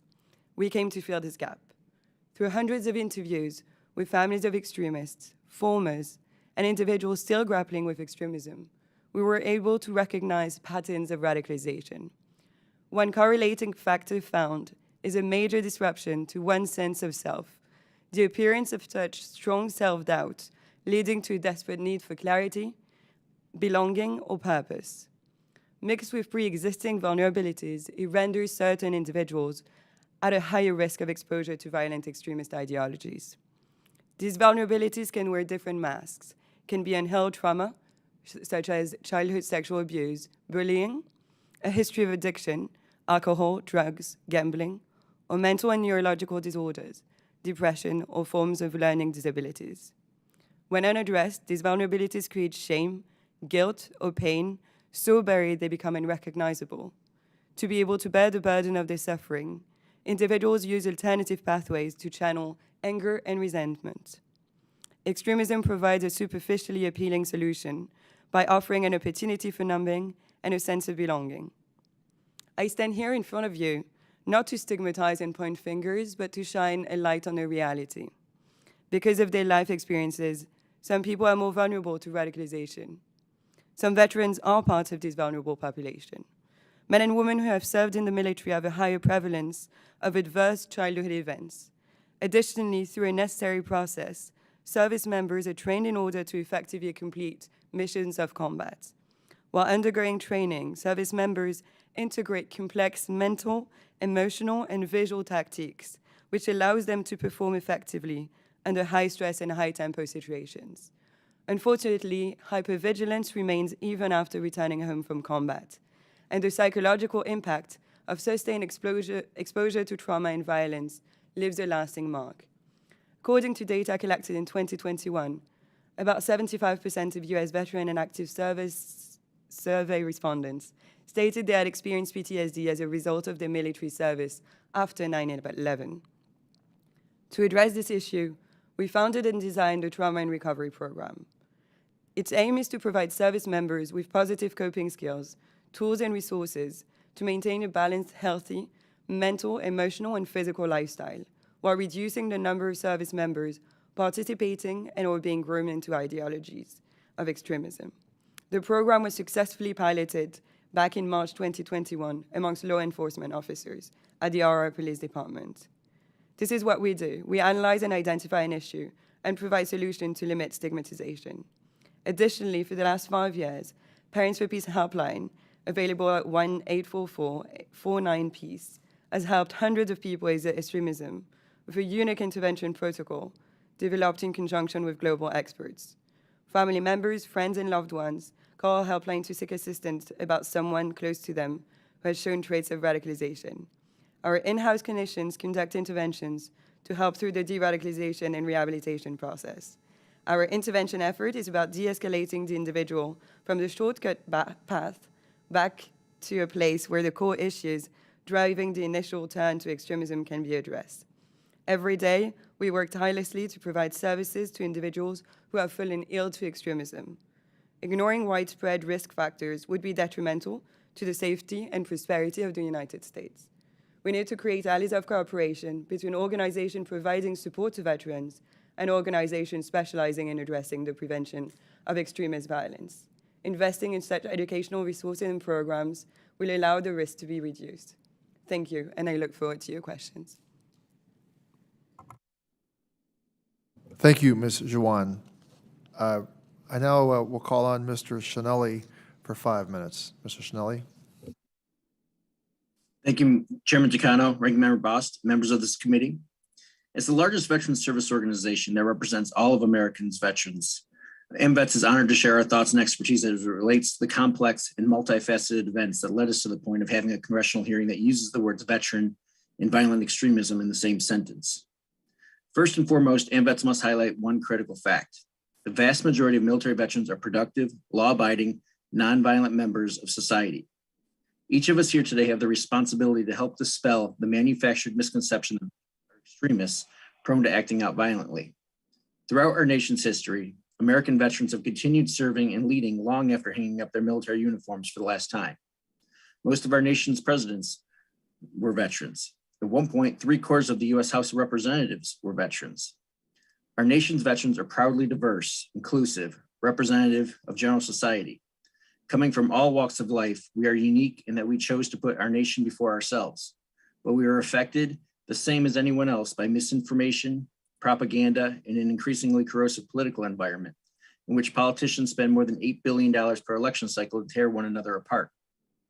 In my written testimony, we discuss how and why veterans tend to be overrepresented in civics, how the American political industry plays a role in not just the extremism among Americans, but extremism in America.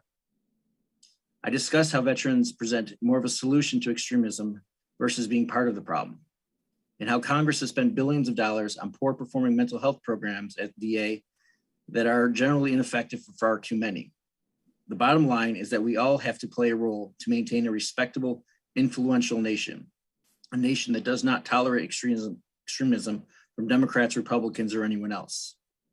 As the issue of extremism relates to veterans, we indeed need to do more to help as service members transition into veteran status, so they're even more likely to become positive contributing civilians. Poor mental health can leave anyone vulnerable to those recruiting for extremist causes, veteran or not. This is another reason Congress needs to become more serious about improving and innovating VA's mental health care system. We need to provide effective mental health care options and directly assist nonprofits providing meaningful peer support. We could ask these nonprofits to provide veterans with important information about extremist groups, recruiting tactics, and why they are harmful to veterans. It's important to note that historically, VA has not meaningfully supported peer support type programs. In general, Congress and VA have chosen not to meet veterans where they are and have resisted efforts to work with community organizations in a meaningful way. This year, we will spend nearly $14 billion on a mental health system for veterans who really are not offered assistance until they reach their worst days. After 2 decades of more of the same failed strategy of increasing access to VA mental health care and more than 6,000 body bags a year, we will finally spend $180 million on community entities, providing veterans value at the local level. I'm hopeful that congressional appropriation means we're all starting to acknowledge the need to do something drastically different. Over the generations, Congress unintentionally created a VA that rewards disability, messages suicide, fails to provide tangible leadership and training for veterans upon their separation from service, fails to articulate and encourage meaningful, positive goals, and provides no incentive for physical, mental, and financial readiness. Veterans do well when they have a positive group of fellow veterans in their lives, and Congress would do well to increase their support to groups that make this happen. Since at least the Civil War, veterans have joined and organized groups that generally look to serve their fellow veterans in their communities. Veterans seek purpose. We seek meaning. AMVET's motto is Veterans Serving Veterans. AMVET has about 1,200 posts across the nation. For 77 years, AMVET has committed itself to take care of our fellow veterans, our troops, our families, and our communities. Today's service member is no different in this regard. We need to stop focusing so much effort and funding on symptom reduction. Stop being just reactive. Instead, we need to start making significant, proactive investments in the future of our veterans. Let's fuel them with optimistic hope, help them find meaning, and help them become their best selves. Chairman Takano, Ranking Member Bost, members of this committee, this concludes my statement, and I'm happy to answer any questions you or your members may have. Thank you for your testimony, Mr. Chanelli. I now will call on Ms. Straiter for 5 minutes for her testimony. Thank you, Chairman Takano, Ranking Member Bost, and other members of this committee for the opportunity to testify. My name is Sarah Straiter. I'm the spouse of an active duty U.S. service member, and I'm the Executive Director of Secure Families Initiative. We're a nonpartisan nonprofit that mobilizes military partners and family members and veterans to be voters and advocates for their communities, especially on issues of national security. The topic of today's hearing has profound importance for our military family community. When a service member or veteran adopts extremist views and resorts to political violence, it's us, their immediate loved ones, who are impacted first. Our safety is put at risk. Our lives are turned upside down.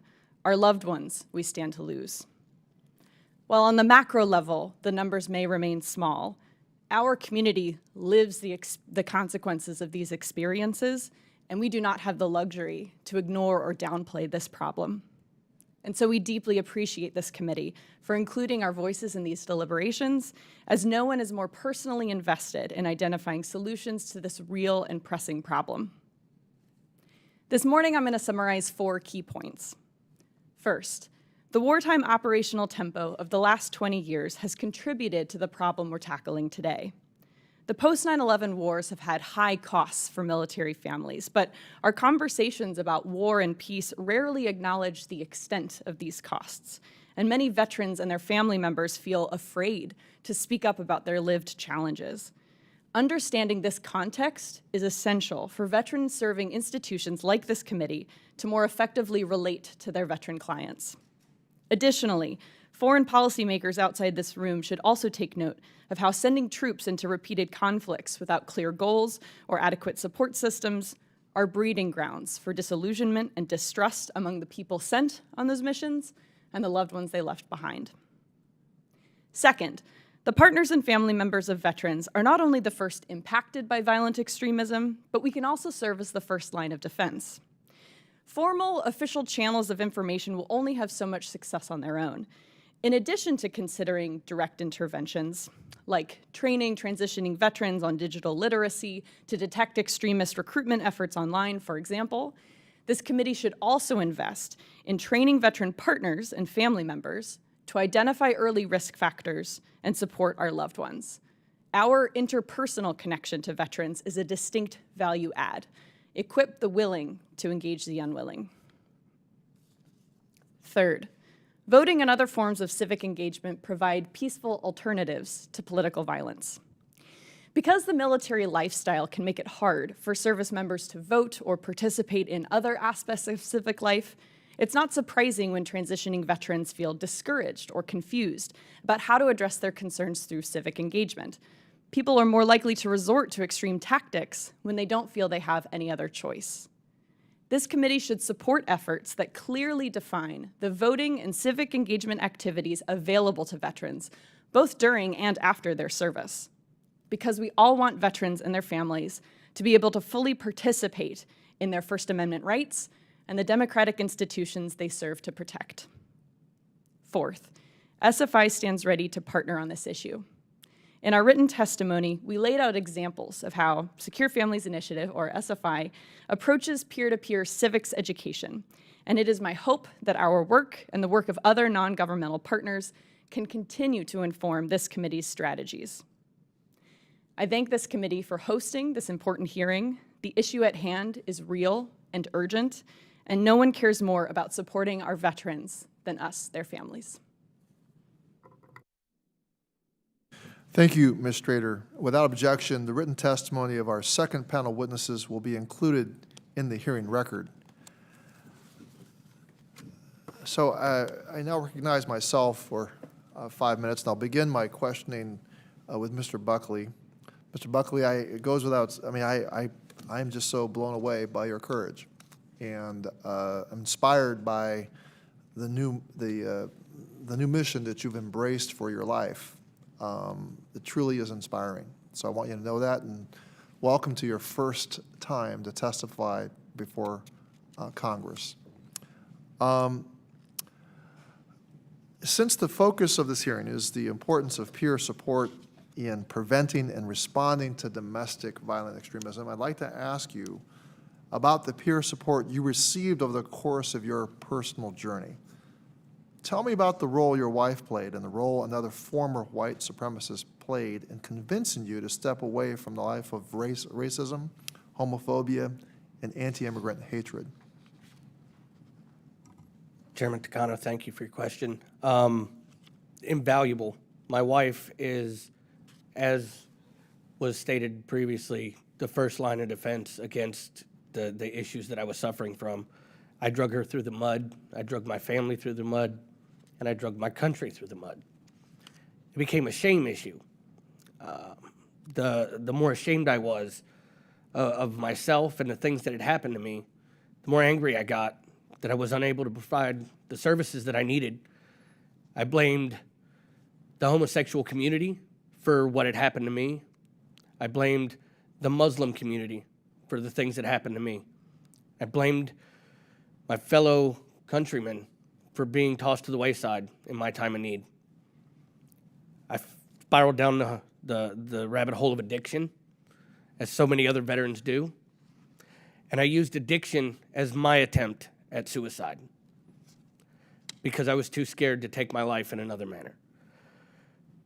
The fact that my wife reached out to another former was invaluable because that former didn't address my ideology initially. He addressed my substance abuse, which we also share in common. And once I was able to gain a sober mind, a sober heart was easy to follow. And I had a very real, organic, and natural relationship built with this individual by that point. I think that the value of peer support and other services that are veteran-operated, former extremist-operated, and contributed to are invaluable. And just like we equip our soldiers to go into combat with the best possible equipment, we should equip our organizations on the front line of dealing with violent extremism amongst our veteran community with the very best equipment. And I think that formers and soldiers are the best possible equipment. Well, thank you for that. And I note, I just want to reiterate, you're saying in your testimony that your first encounter with the intervention, specifically with Arnold Michaelis, was not about changing your beliefs, but about being challenged on the addictions. And that confronting the addictions led to your later question about the beliefs you had, but they weren't trying to change your beliefs at first. I'm interested in this concept of hate and extremism functioning like a drug addiction. And I'm wondering what that says about how this problem should be confronted. So go ahead. Thank you, Chairman Takano. So I, in the beginning of getting involved in this intervention work, I asked a question to several people, addiction counselors, other clinicians that I knew, Is it possible to be addicted to the idea of justice seeking and retribution, retaliation, just as much as it is to be addicted to substances? Nobody could tell me no, but nobody could tell me yes. I then inherited that burden of finding the answer. In the studies, I found that the same sections of our brain, such as our nucleus accumbens and our amygdala and other parts of our brain that activate during substance abuse, are also activated during the release of revenge cravings. Make it very possible for the addiction to transfer over. And it's even higher possibility amongst people who already have a substance abuse disorder.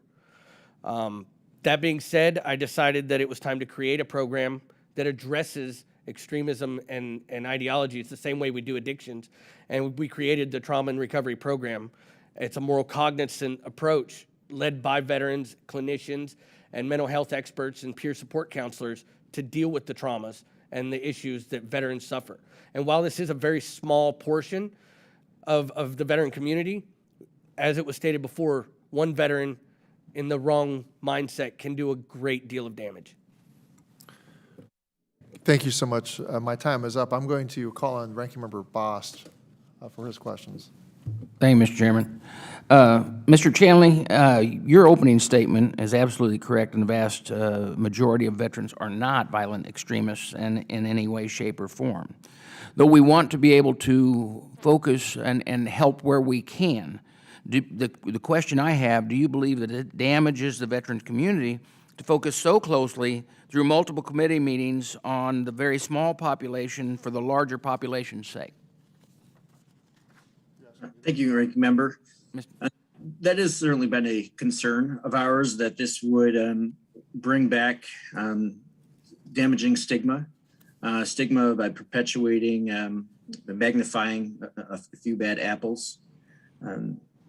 That said, this is certainly an issue that we as an organization have considerable effort toward addressing internally, and we'll continue to work with other partners as well, including with we the veterans from the first panel here.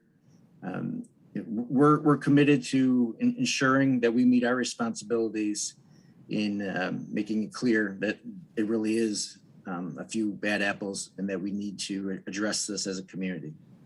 So, Mr. Chanelli, same way with AMVETS has been a long leading voice on the needs to improve mental health and suicide prevention by veterans. You know, I think you and I both believe the VA has been missing the mark on this tremendously. I also believe that we both are concerned that the number of veterans who died by suicide remains as high as it is, despite as much tension as we focused on that. How do you think we can fix that? We've been pounding the drum for years now, before this committee, before the Senate committee, and with the last few administrations, about thinking outside the box, becoming innovative. We have proposed more than just rhetoric, though. This is about working with our community agencies, organizations, groups at the most local levels possible. Those who actually know their veterans, where our veterans live, where our veterans work. Nobody understands the challenges as well as they do. Certainly, none of us in Washington know to that extent. We've seen positive efforts from Congress here in the last few years. They're still falling short. But as I'd indicated in our testimony, we're hopeful that this is a sign of moving forward and understanding that the VA cannot do this on their own. Thank you. Mr. Buckley, I want to thank you for sharing your story here today. And, I commend you, I commend your wife for doing the hard work to get yourself to a better place and lead the way to other veterans who may be struggling like you. As the saying goes, an ounce of prevention is worth a pound of cure. So what could Department of Defense or VA have done better to prevent the trauma and pain from manifesting itself through and driving you towards the membership of KKK? Ranking Member Bost, thank you for that question. It's very important that I be very clear and honest. throughout my time in the service, a lot of traumas, a lot of experiences that hurt. I'm reminded of when I was deployed to go to Afghanistan. It took me 6 months to go through pre-mob at Fort McCoy, Wisconsin. That was my entire battalion to get mission ready, checks in the boxes, everything in order. When I come home from Afghanistan, I was on my couch drinking beer with my buddies in 2 weeks. That size frame is considerably inappropriate. We have a program at Parents for Peace that I would love to share with the Department of Defense, the members of Congress, the Veterans Affairs Committee, to help implement in that downtime when soldiers are brought back. We can utilize that time that they are on FOB or on the base doing their demob in the evenings to give them tools while they're already being paid and on the clock. So we wouldn't have to bring them in after they get home. I think that there's a lot that we can talk about. This program's amazing. And unlike other programs that have gotten a lot of funding from DHS, Parents for Peace gets zero. We fund these programs ourselves and through generous donors. Yet we are the ones who are bringing solutions to Congress instead of data. And thank you very, very much for that. Thank you. My time is running short, but I do want to thank you and the other witnesses for being here. With that, I'll yield back. Thank you, Ranking Member Boss, for that question. I want to thank the more senior Democratic members for allowing me to call on Mr. Gallego to allow him to get to a speech. But Mr. Gallego, you're recognized for 5 minutes. Thank you, Mr. Chair, and thank you to my colleagues for letting me jump. First of all, Mr. Buckley, brother, everything you said, I felt when I lost my friends, and I understand what you, where you came from, where you're going, and I'm very proud of you. It was tough. It just struck me right now when you said I had a pre-mob of at least, I think, 3.5 months, and when I got back, they kicked us right out. Cut off our contracts. People had no places to live. They're very quick to get us to war, but as soon as they don't need us, they just threw us to the streets. And I know that feeling. I'm sorry that you had to go through that. And I think everyone here is sorry that we have done that to our fellow veterans, our brothers, people that we say are warriors, but then we treat them as just a budget item when it comes to giving them the housing that they need when they get back from deployment, or just even if they need any care. And God knows, like, especially my unit, we had a tough time even getting to VA back in the day. So I love you, brother. Very, very proud of you. And,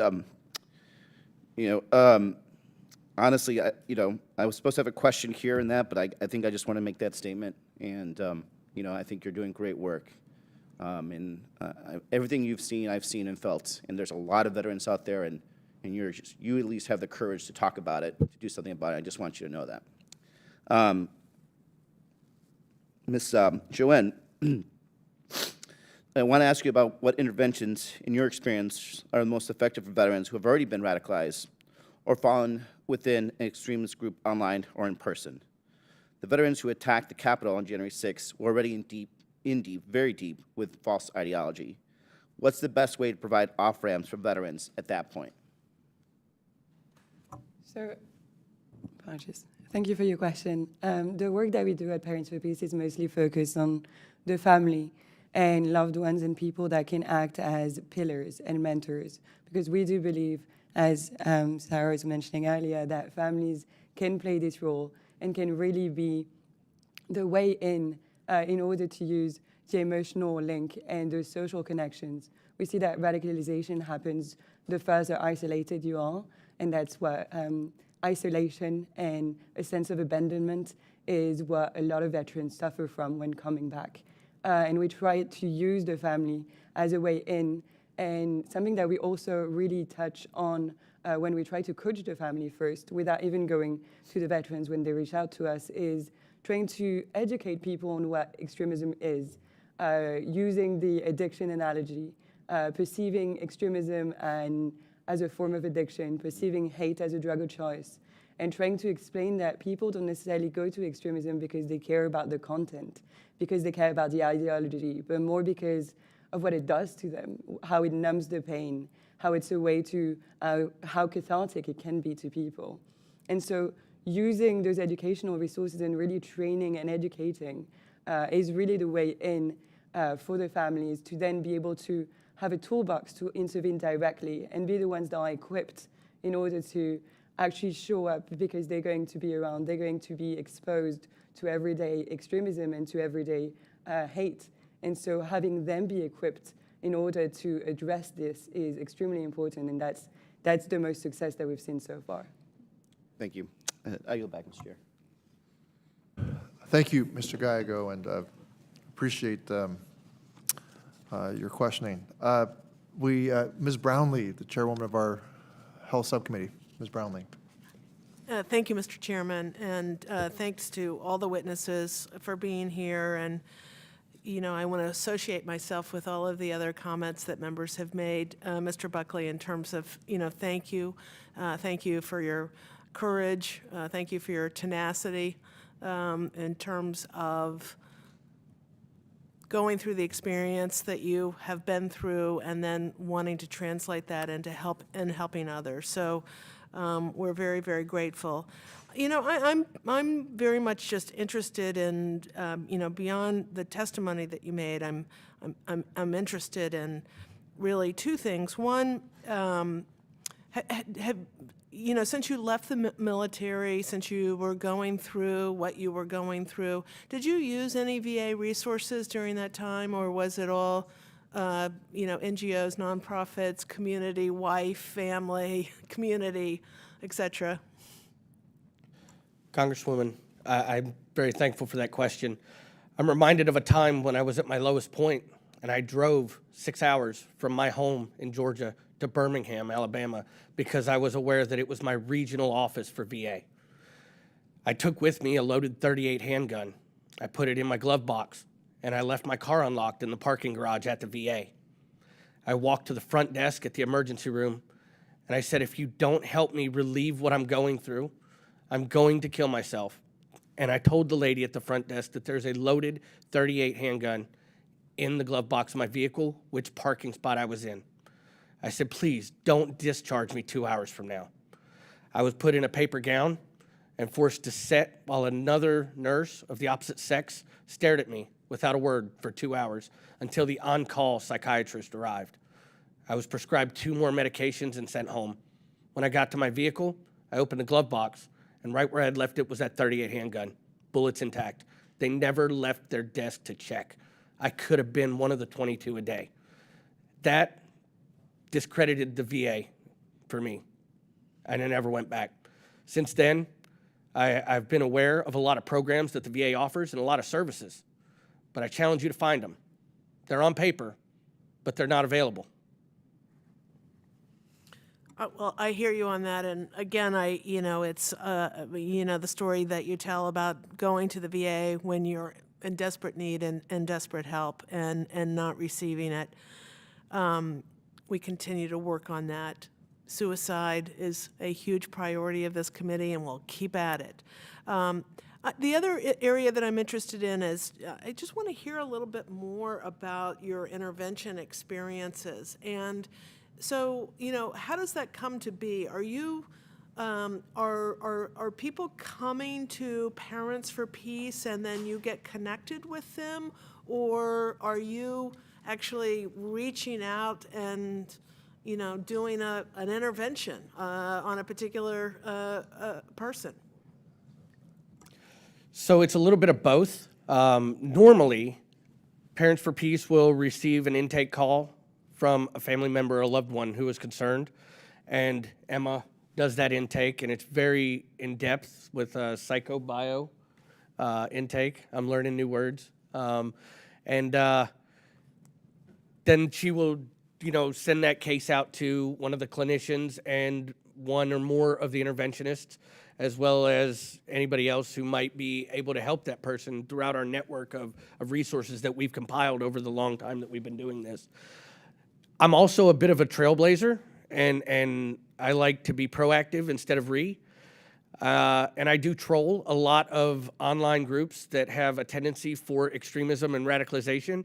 And whenever I have the opportunity, I do single a person out and try to plant the seeds. And that has been very effective to date. I can think of several people, without throwing their name out there, that I have helped leave the grooming process of violent extremism, Islamism, eco-terrorism, Antifa, white supremacy. There's not one broad, it's all extremism. And in that, it's just who I am, and that's the way I work. So you're saying that in terms of your proactivity and your outreach, you're outreaching to people online and actually succeeding and getting them to walk away with the groups that they're associated with. Absolutely. In the military, we use a term called TTPs. The enemy will adjust their tactics and training procedures, and in turn, we adjust our training and tactic procedures. It's just something I was trained to do, and I see that the online space is being utilized, and that's why Parents for Peace and our partners are very involved with online services, helpline, and access to ourselves as interventionists. I mean, we don't make ourselves inaccessible. Just last week, I had 2 people reach out to me online self-identifying as needing help with de-radicalization or leaving the extremist ideology. Thank you very much. I yield back. Thank you, Ms. Brownlee, for your questions. I just want all the members to know, and all those offices that may be listening in on behalf of the members, that I do intend to go through a second round. We have such incredible witnesses, and I want to give them all a chance to maybe make a contribution today. I'm devastated, Mr. Buckley, that you had that experience at a VA. We have enacted a law that, it's an Access Act to really improve VA's emergency care for suicidal thoughts and suicidal ideation. And I wish they had, I wish that the law that we passed together and got signed into law in the last session of Congress, which will allow a veteran to call the crisis line and get evaluated and immediately get referred to mental health care, either inpatient or outpatient, and not have to worry about paying for it. So I wish that had been there for you. We've also increased mental health services for rural veterans specifically. And Ranking Member Boss, I didn't mean to leave you off the Strong Act, but Ranking Member Boss is a co-sponsor of that bill. We've been working with the Four Corners, and I didn't mean to be flip, but I'm hoping that we can get this to the floor as soon as we get a cost back. But I realize it. But you know what? I believe that we got to put our veterans first, and I'm not so worried about the cost. And I'm not saying that the minority in that particular case, I didn't want to mischaracterize them, but Ranking Member Boss and I are together on trying to improve mental health services for our veterans. And again, I'm just horrified that that experience happened to you, and I'm pretty sure it's happened to others. With that, I'm going to call on Mr. Lamb for 5 minutes. Thank you, Mr. Chairman. I want to thank the chairman for having this hearing. This may not be a problem that we want to talk about, but you would have to have been blind on January 6th not to notice the prevalence of veterans and military logos in that crowd. The fact has been repeated many times here today of a quadrupling in incidents involving veterans. And so in the same way that we talk about suicide, even though the vast majority of veterans do not commit suicide, we have to talk about this problem. And it is nothing unusual for veterans to both protect their own and police their own. It's something that we do on active duty every single day. There is a small number of people who don't meet the standard, commit crimes against the Uniform Code of Military Justice, and it is dealt with. This is the same thing. And that is not to equate all problems of mental health with all problems of extremism. They're not the same, but there are clearly common factors that have been discussed here today. So I'm happy that we're shining some sunlight on this problem and that we have benefited from the testimony of such great witnesses. Mr. Buckley, I would like to ask you something more in the spirit of an ounce of prevention is worth a pound of cure.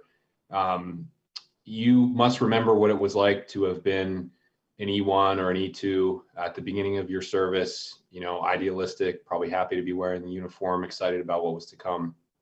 I'd like you to talk a little bit about what you think it might have been like if you would have met your current self back then, if there had been some sort of official briefing or training that you had to take part in, where someone could have warned you that these groups are out there opportunistically seeking veterans for membership. In your case, it was the KKK, but just as commonly, we see a group like the Oath Keepers, which holds events in VSO posts in some parts of the country, which specifically targets military and law enforcement people because of the skills that they have, and which played an enormous role on January 6th, for which the head of the Oath Keepers has now been indicted for seditious conspiracy. These groups are serious and they want to grow. They want to get bigger and stronger over time. And so as we all grapple with what to do about that, I think one thing, it would be helpful if you could tell us practically maybe what it would have been like for you to hear this while you were on active duty, either at the beginning or at the end when you returned from deployment, and what, if any, messages you think might have made a difference at that point.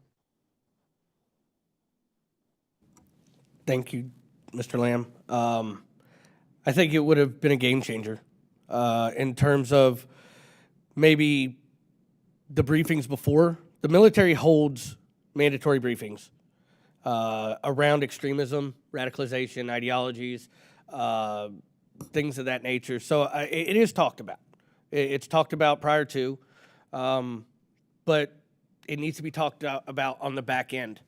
I feel like, although I didn't really fall deep into my extremism ideology until I left service, as odd as it sounds, there was a conflict about my oath of enlistment and becoming involved in other organizations. But it was the fact that I didn't have that ability to know what was going to happen to me when I left the military. I thought everything was going to be great. And I guess I always remained an idealist, even to this day. I have the idea that our country can come together and avoid political extremism that we see today, where it's completely acceptable for somebody to look at a member of an opposite party and call them a libtard or a Democrat or Republicans, white supremacists and extremists. It's unacceptable. We're Americans. And let me ask you, have you ever been invited in to speak to a group of active duty service members or reservists? No, sir, I have not. Although that's the kind of thing we need to change. That's really what we need to change, and that's what we're going to work on. But I just want to thank you for the work that you're doing, because it's never going to be more powerful than hearing it first person. Your idealism is something that we want to preserve and protect. I'm glad that you have it. We need more of it, and it's what these groups prey on. They distort the meaning of the oath. That's the problem. The people who attacked the Capitol on January 6th, many of them believed genuinely that they were doing the right thing for the country.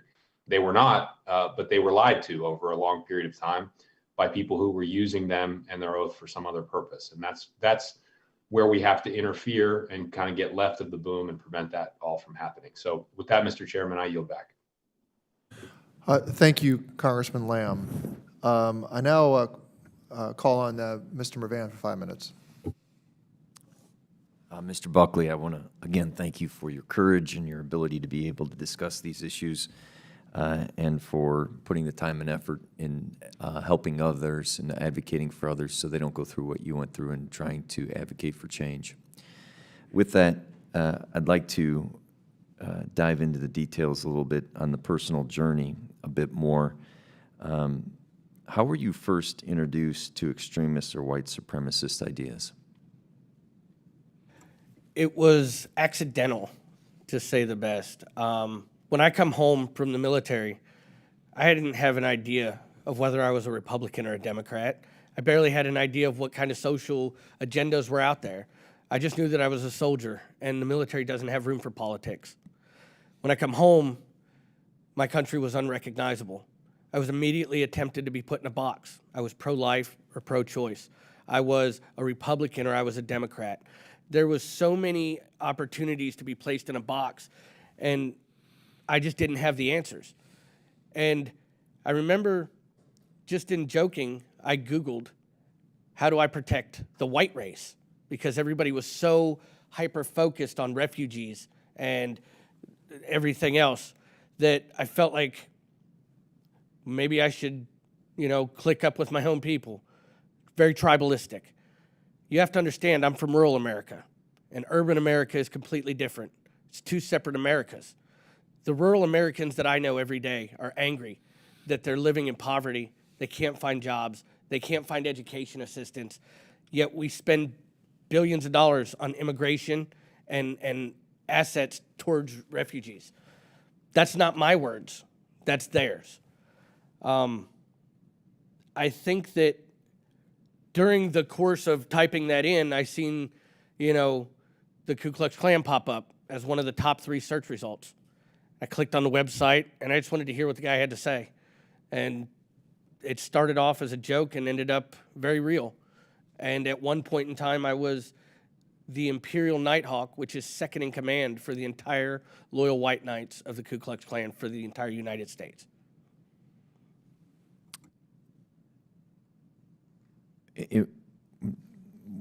My next question would be, did you experience any difficulties? Well, you already said this. Help me out when you talk about the rural area and the inability to find a job. So I want to circle back to what the VA offers and what the DoD offers as far as workforce development and any opportunities that they provided for you to be trained or to transition into the workforce. And now looking back, what do you think should be prioritized in that transition? It's a very complex issue. It is not just what do we need to prioritize more, what do we prioritize less. It's the fact that rural Americans, such as myself, are 85 miles from my nearest veterans hospital and my VA center. The fact that I'm having trouble finding a job, the increase in rent, not to mention the cost of gas, makes it impossible to get to these places, to enroll, to take these classes. That's just the way things are right now, and I don't think it's anybody's fault. I guess what I want to hone in on, I know one experience that there is and I don't know the name of it, but there's a program that allows, while you are transitioning out of the DoD or out of active duty, that you can do internships or you can work. Were those offered to you or communicated to you? Did you have access to them? Sir, my unit was so incompetent that I broke my back in a vehicle accident and was issued workers' comp instead of a line of duty incident report. So no, they were not. I didn't know anything about them until year and a half after I exited training and service. So I guess I want to just, last question, with the transition, what would you change?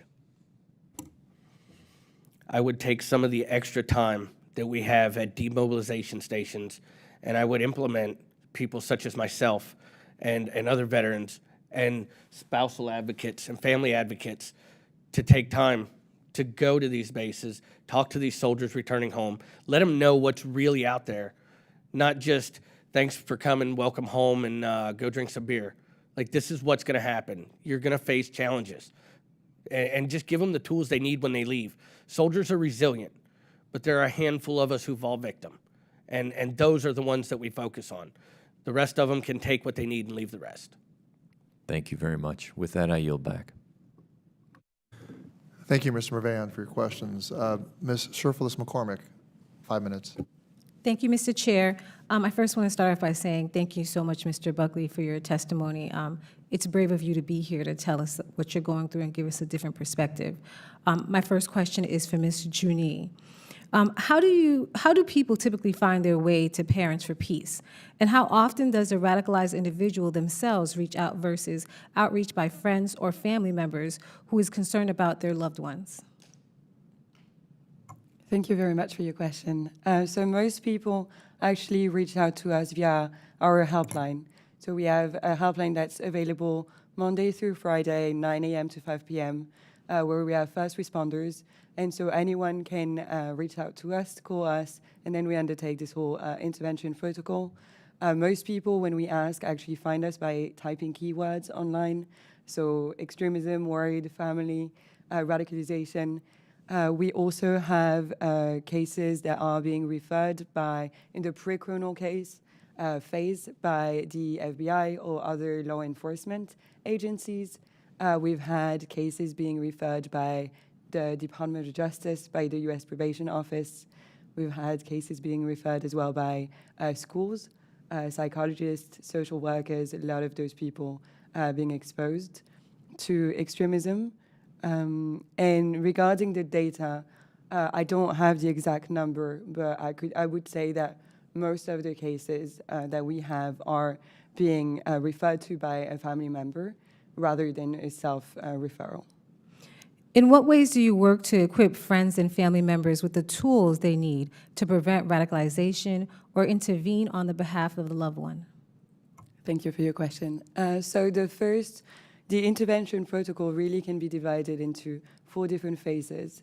The first one would be the educational phase, where we make sure that the caller and the person that is going to act as a mentor is understanding and educated on the issue of extremism, what it looks like, what it is, how it works from a sociological, neurological point of view and perspective, and making sure that they understand how it can act as an addiction and what it does to the brain. And then once that phase is finished, we equip them with what we call a toolbox. So actually concrete activities, dialogues, role plays, letters, way to engage that they can undertake. And then eventually we have the direct intervention of former extremists like Chris or Mubin that do those direct interventions in order to use their insider experience to explain a bit better to families, but also sometimes to the individual concerned what is really happening. Thank you so much. My next question is for Ms. Straiter.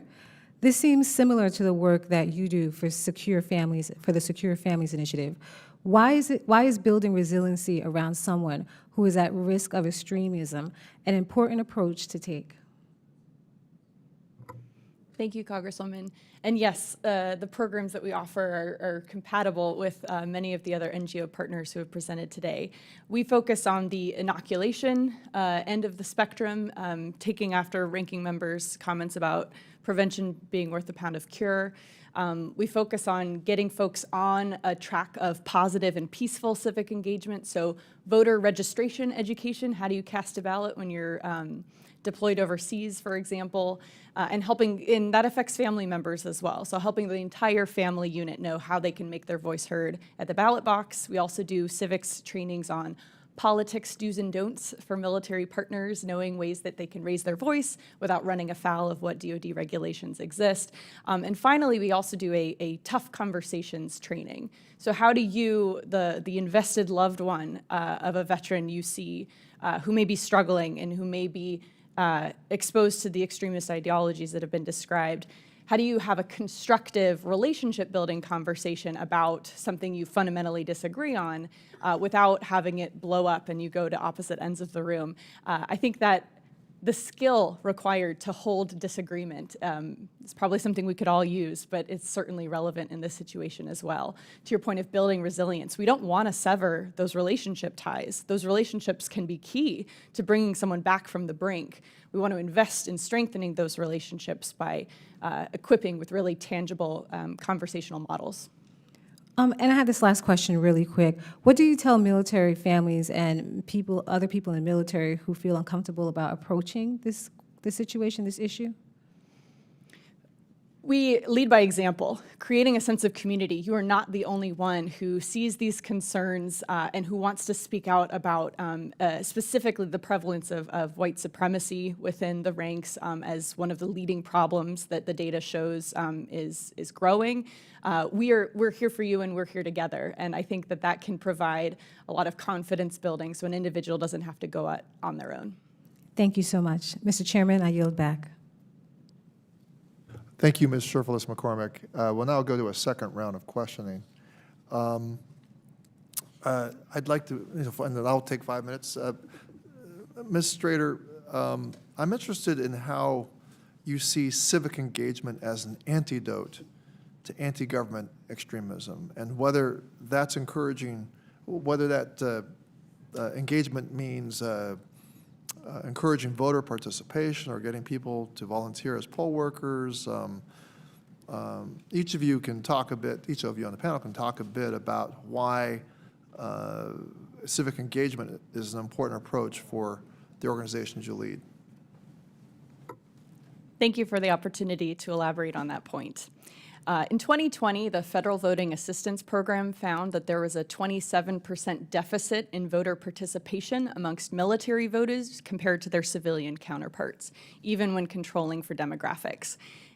There are many reasons for this voter participation deficit, but a large contributing factor are the difficulties that service members face when attempting to cast their ballot, especially when in an overseas location. And so it's not surprising when someone exits their term of military service feeling frustrated and giving up on something like voting as a viable method of raising their voice on issues that they care about. Similarly, that there are boundaries about political activities, boundaries that belong in place, to be sure, for service members, so as to not partisanize the DoD. But being able to train someone in the transition, once you're out of military service, you have new First Amendment activities you can participate in, and setting them on a track where there's this sense of positive impact that one can have that doesn't require extreme tactics, that doesn't require violence. That is the importance of emphasizing voting and civic engagement. And I think, if I may also comment, it requires leadership from the top. It requires our members of Congress demonstrating government's ability to work for people who are petitioning the government and asking for support and resources. And so when acting in bipartisan manners, in productive manners, in eschewing election-based misinformation, all of those are signs that we need from our leaders so that people do not become discouraged and do not give up on the process entirely. Well, thank you for that response. Mr. Chanelli, I know I've interacted with you before, but I've never read your bio aloud, and what an impressive service record you have. So I just want to begin by saying thank you for your service to our country. And thank you for your testimony as well. Now, I understand that AMVETS conducted a stand-down of sorts following the events of January 6th, and that there have been efforts at the post level to make clear that violent extremist conduct has no place in the organization that you lead.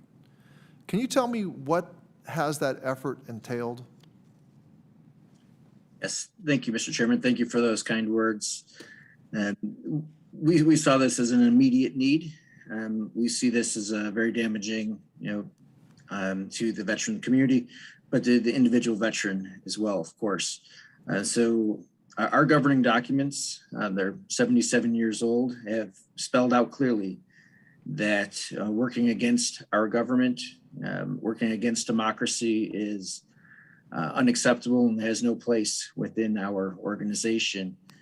So immediately after the January 6th event, we put out a statement publicly and sent it out to all of our posts and all of our state level departments that anyone found to have participated in those activities in a criminal way would not be welcome to the organization and would need to be removed from the organization immediately. We put a great deal of effort over really up on, including now, as we continue to monitor it, to seek out anything along those lines to ensure that extremism is not in our organization. I'm happy to be able to say we have not found anyone within our ranks still at this time. We've also sent out periodic messages. Our national leadership makes many visits to our posts all across the country, practically every weekend, and that's a message they've carried with them as well. Well, thank you for that, and I congratulate you on that work. Are there any specific examples you can point to where a post might have changed any practices or policies as a result of what you've done? Yes, first, I think talking about it is something that's new and maybe renewed, but very valuable. But we've also had most of our posts looked at who they're renting to. There are sometimes other organizations that need rent space or just be given space to use for a monthly meeting in one of our post halls. We've had at least one that I'm aware of where they're, once the post leadership understood what our guidance was from the national level, and they took a look at one of the organizations that had been renting space in their hall, and they asked them and let them know that they wouldn't be welcome there anymore at that point. I think that was a positive step and something that we were very thankful for, that post taking that, that difficult decision. Mr. Chanelli, I have to say that I think you'd be congratulated on the leadership that you and your organization have shown and the example you've set. Mr. Ranking Member Bost. Thank you, Mr. Chairman. Mr. Chanelli, can you please elaborate on the suggestion that you had about the need to reduce veterans' dependency on disability payments, especially the process that encourages veterans to reach the 100% level? I'm sorry, Mr. Ranking Member, would you be able to repeat the question? Yeah. In your testimony, you said that you thought there was a suggestion the need to reduce the veterans' dependency on disability payments, especially the process to encourage them to try to reach the 100% level. Can you expand on that? Absolutely, and this goes to what we wrote and some of what I said in my opening statement here. The system is largely built on it encourages and really incentivizes far too many veterans to game the system. I know that's a harsh way to say it, but that's reality. A lot of the most important, most useful benefits that a veteran can qualify for can only be qualified for if they reach a high level of disability, the 100%, right, or 80 or 90%, and then get individual unemployability. And on the inverse side, there's no incentive of getting better. So if you, it leads many veterans to not make the efforts necessary to be able to recuperate or to be able to find new ways to work through their disabilities. It's not a system that encourages wellness. So that will lead to my follow-up on that. So what steps should Congress take to encourage veterans to use retaining and employment programs that, instead of veterans relying completely on disability payments, which are vitally important where we can get them, but more to direct them to the most productive life that they can by involved in the workforce? Right. I laid out a list earlier. Starting off with providing these veterans with leadership, peer-to-peer leadership. I mean, that's in the title of this hearing here, and I think it's very relevant. Providing goals, providing incentives, providing maybe different types of benefits than we provide now, and these benefits not expiring or going away if you do get better. And this could, the financial part, the relationship part. Certainly, physical and mental wellness. Find ways to really help these veterans just get better instead of just incentivizing their suffering. And just kind of shifting gears again here, but you also said in your statement that your statement claims that you believe numerous nonprofits will forgo suicide prevention grant funding opportunity that Congress provided in the Hannon Act. What is that belief based on, and how can we course correct so that more organizations take advantage of this opportunity? Sure, this is very disappointing, but very important. This is from direct feedback from some of the best organizations out there, the ones that we really were hoping would be able to increase their services offered through this legislation or through this act, that we were very grateful and have worked very hard with this committee to be able to get through. First, it took 2 years for the implementation of the program to begin. And now what we're seeing is that the application process and then the requirements are extremely burdensome, wrapped in red tape. calling for standards that the VA itself is not held to. And the feedback we're getting from these organizations, and to be clear, it's not AMVETS, we're not applying for these types of things. But the organizations that are, they're finding and reporting to us that it's largely not worth it at this point, which again, very disappointing. And my hope here is that the VA will be able to revisit this. Unfortunately, that takes time, and we've already, as I said, taken 2 years on this. That's just totally unacceptable. Thank you for that. And with my last few seconds here, I want to just say to Mr. Buckley, let me tell you that your story about going to the VA and receiving the inadequate treatment that you received, and look, it is our committee's job to make sure that people don't have that experience. Unfortunately, it's too often that they do. And each one of us that sat on this panel have heard it in our districts.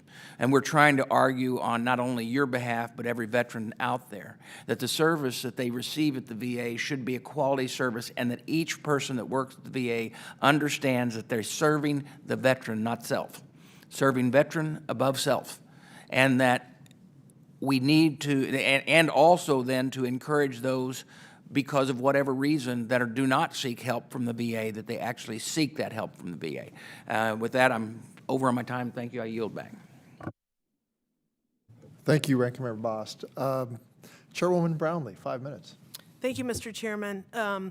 First thing that I want to say is, you know, in the first panel today, there was a witness that talked about we need to develop more off-ramps. And it's just dawned on me in this hearing. When she first said that, I was thinking to myself, what are some of these off-ramps? But it has just dawned on me that all three of you are the off-ramp. So I just first and foremost want to thank each and every one of you for what you are doing every single day for our veteran community. And Ms. Joanne and Ms. Straiter, I haven't been diving into questions with you, but I really recognize the good work that you do. And Ms. Straiter, too, we always thank the service person for their service to our country, but we also thank their loved ones and their families for their service to their country, which I thank you for that. And I thank you for extending that to so many more families within your community. So it's very much appreciated and certainly recognized by all of us. So thank you for that. Mr. Buckley, I wanted to get back to you one more time. First, the one thing I wanted to say to you too is in your testimony when you talked about you were never given a line of duty determination.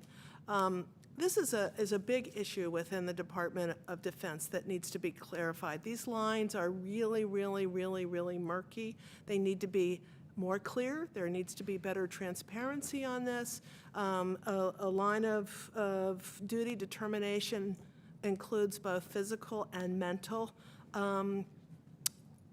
experiences that may cause huge duress. And it seems to me that certainly the damage caused to you in Afghanistan should have been considered, a line of duty determination, but then to come home and drive an Army vehicle and break your back, it's like you're driving an Army vehicle and breaking your back and doing what you were told to do, and then is not considered a line of determination, and then you have to go off and get workers' compensation. It just makes no sense to me. And I have another family in my own district that I'm working with, and we're sort of working on this issue because of some of his situation. So I just want to assure you that we're focused on that as well.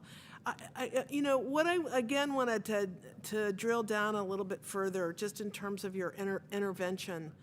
So I'm just, I'm curious to know. I guess it sounds to me your online experiences were relatively I want to put in the category of easy. Maybe that's not the right category, but comparatively so. And it seemed it was over a shorter period of time. And my sense is that this takes a long time, of intervention and conversation and inquiry and getting to know someone and sharing your own experiences and, all that takes to kind of bring somebody to a place where they're actually even willing and open to look at a new idea. So tell me about some of those interventions when you're in a room with somebody or at a bar with somebody. I don't know where this takes place, but describe to me a little bit more what it's like. Thank you, ma'am.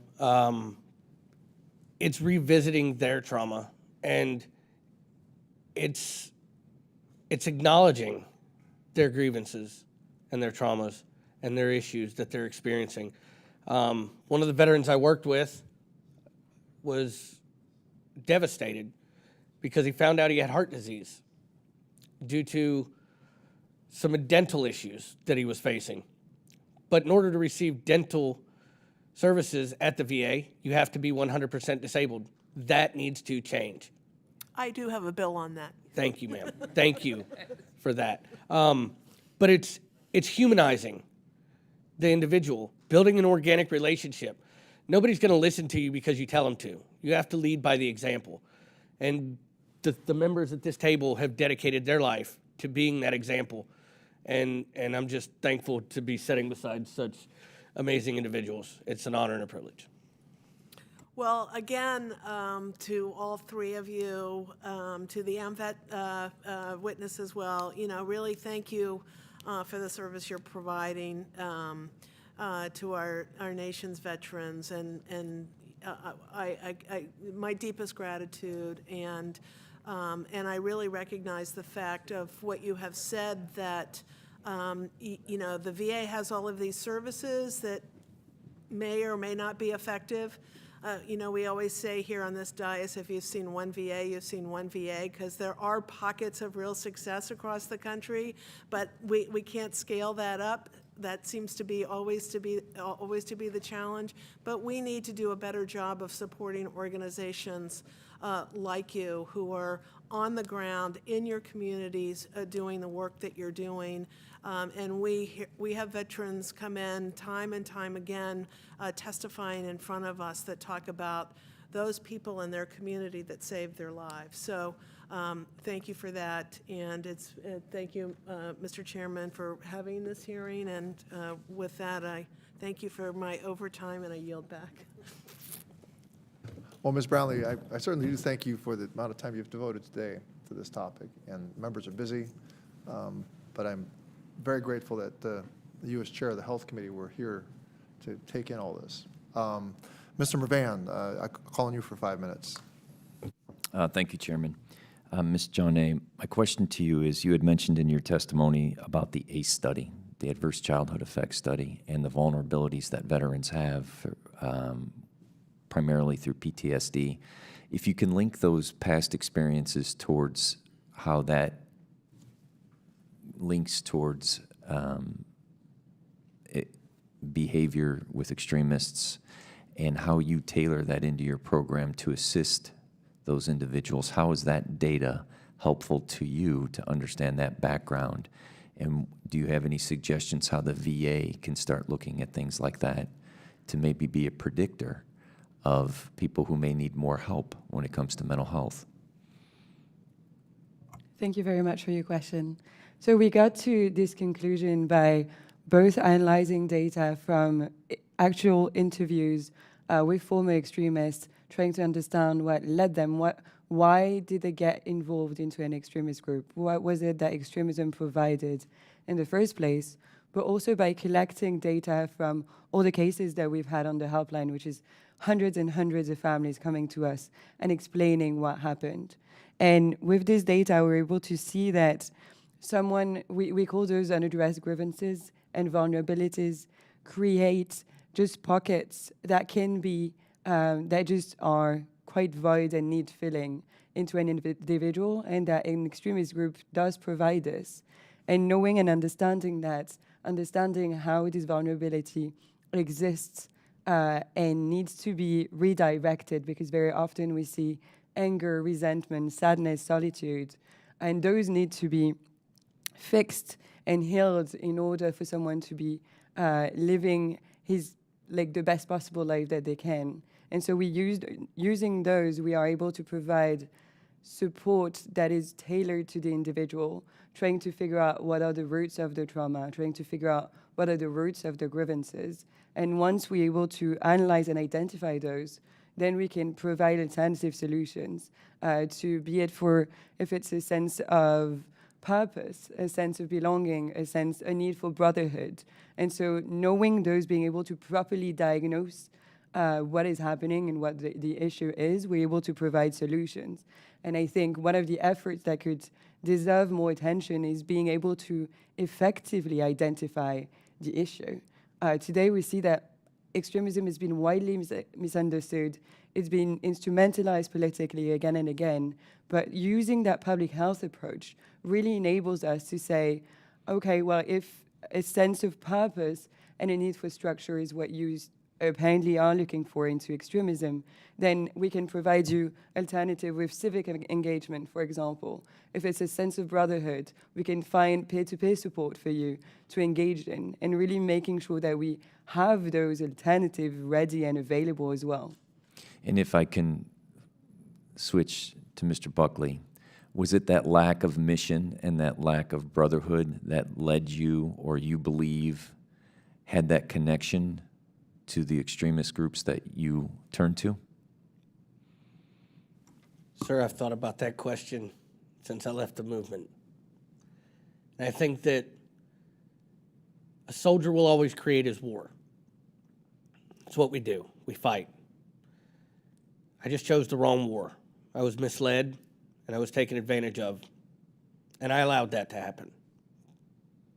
But when I separated from service, the military kept moving right on without me. And after about 6 months, I wasn't talking to any of my comrades. And I was empty. I was alone. I miss them to this day. And I think it's very important to find that productive mission for our soldiers. Because anybody who's been in the military remembers how much crazy drama an E1 through an E4 can get into when left unattended. That happens to our veterans when left unattended. Not every E4 is a problem, but there's a couple. Thank you, sir. Thank you. And in closing, I just want to state to you, thank you both, or all four of you, for what you've done, what you do to advocate for families, to be able to find peace. And as a member of Congress and on the VA committee, I take very seriously to make sure that the veterans continue, hopefully through the VA and through our efforts, to find a mission within our country that is peaceful and unifying. And I thank you very much for being here today. Thank you, Mr. Mervan. I just want to ask if there's any member who might be virtually on with us, or any other member here who wishes to ask anything else. And if I don't hear anything, I'm going to just go ahead and say thank you to our second panel. All of the witnesses, all four of you, I'd like to thank you for your attendance at today's hearing. Your testimony was most illuminating and touching. And I'd like to recognize the ranking member for any closing remarks that he may have. Yeah, thank you, Mr. Chairman, and I just want to say thank you to the witnesses as well. I think the hearing today was very good, and the stories and the information that we received, vitally important. But I also want to end with, when I opened, I was concerned about the political partisanship I feel that has been happening. I really think that we showed today that we don't have to go down that path. Now, I also believe that we need to, it is beneath us as leaders not to make sure we stay away, or we as leaders should stay away from that path. And also that our staff should. We need to work together We need to make sure, because our veterans deserve it. So let's start, if we can, anew, working together in that way and solving problems. I do want to bring up the fact that Congress, some of the issues we talked about today, Congresswoman Mace and I have a bill, H.R. 2326, the Veterans Cyber Risk Awareness Act. Our bill would help get at some of the information we needed about this risk the veterans face online from fraud, disinformation, and violent extremism. And it would require the VA to help equip veterans with information they need to stay safe. The bill is widely supported by VSOs and has already had a legislative hearing. It is the only bill that I'm aware of that would take actionable steps to address that number of veterans that we see who are vulnerable to the violent extremism. So there's a full committee markup next week. I'm very, very serious that I hope that we'll put the Veteran Cyber Risk Awareness Act on that markup, and that we'll pass it on to the House floor. And Mr. Chairman, I hope you'll support us with that. And with that, I yield back. Well, thank you, Ranking Member Bost. And let me just say I want to thank all of our panelists. And I think, Mr. Buckley, your presence here and your open-heartedness and your testimony brought out some of the better angels of our nature on this committee. I think you've opened up more space for us to work with one another. I think there were suspicions that this was going to be a partisan exercise, and I think having gotten through this, you and all the witnesses today have shined a light on a hopeful path. Yours is a hopeful story. You went in as a true warrior on behalf of America to fight our enemies, and you've, I think, now found a mission for yourself, which is truly bigger than you, and a noble mission, and an honorable mission, and an important mission.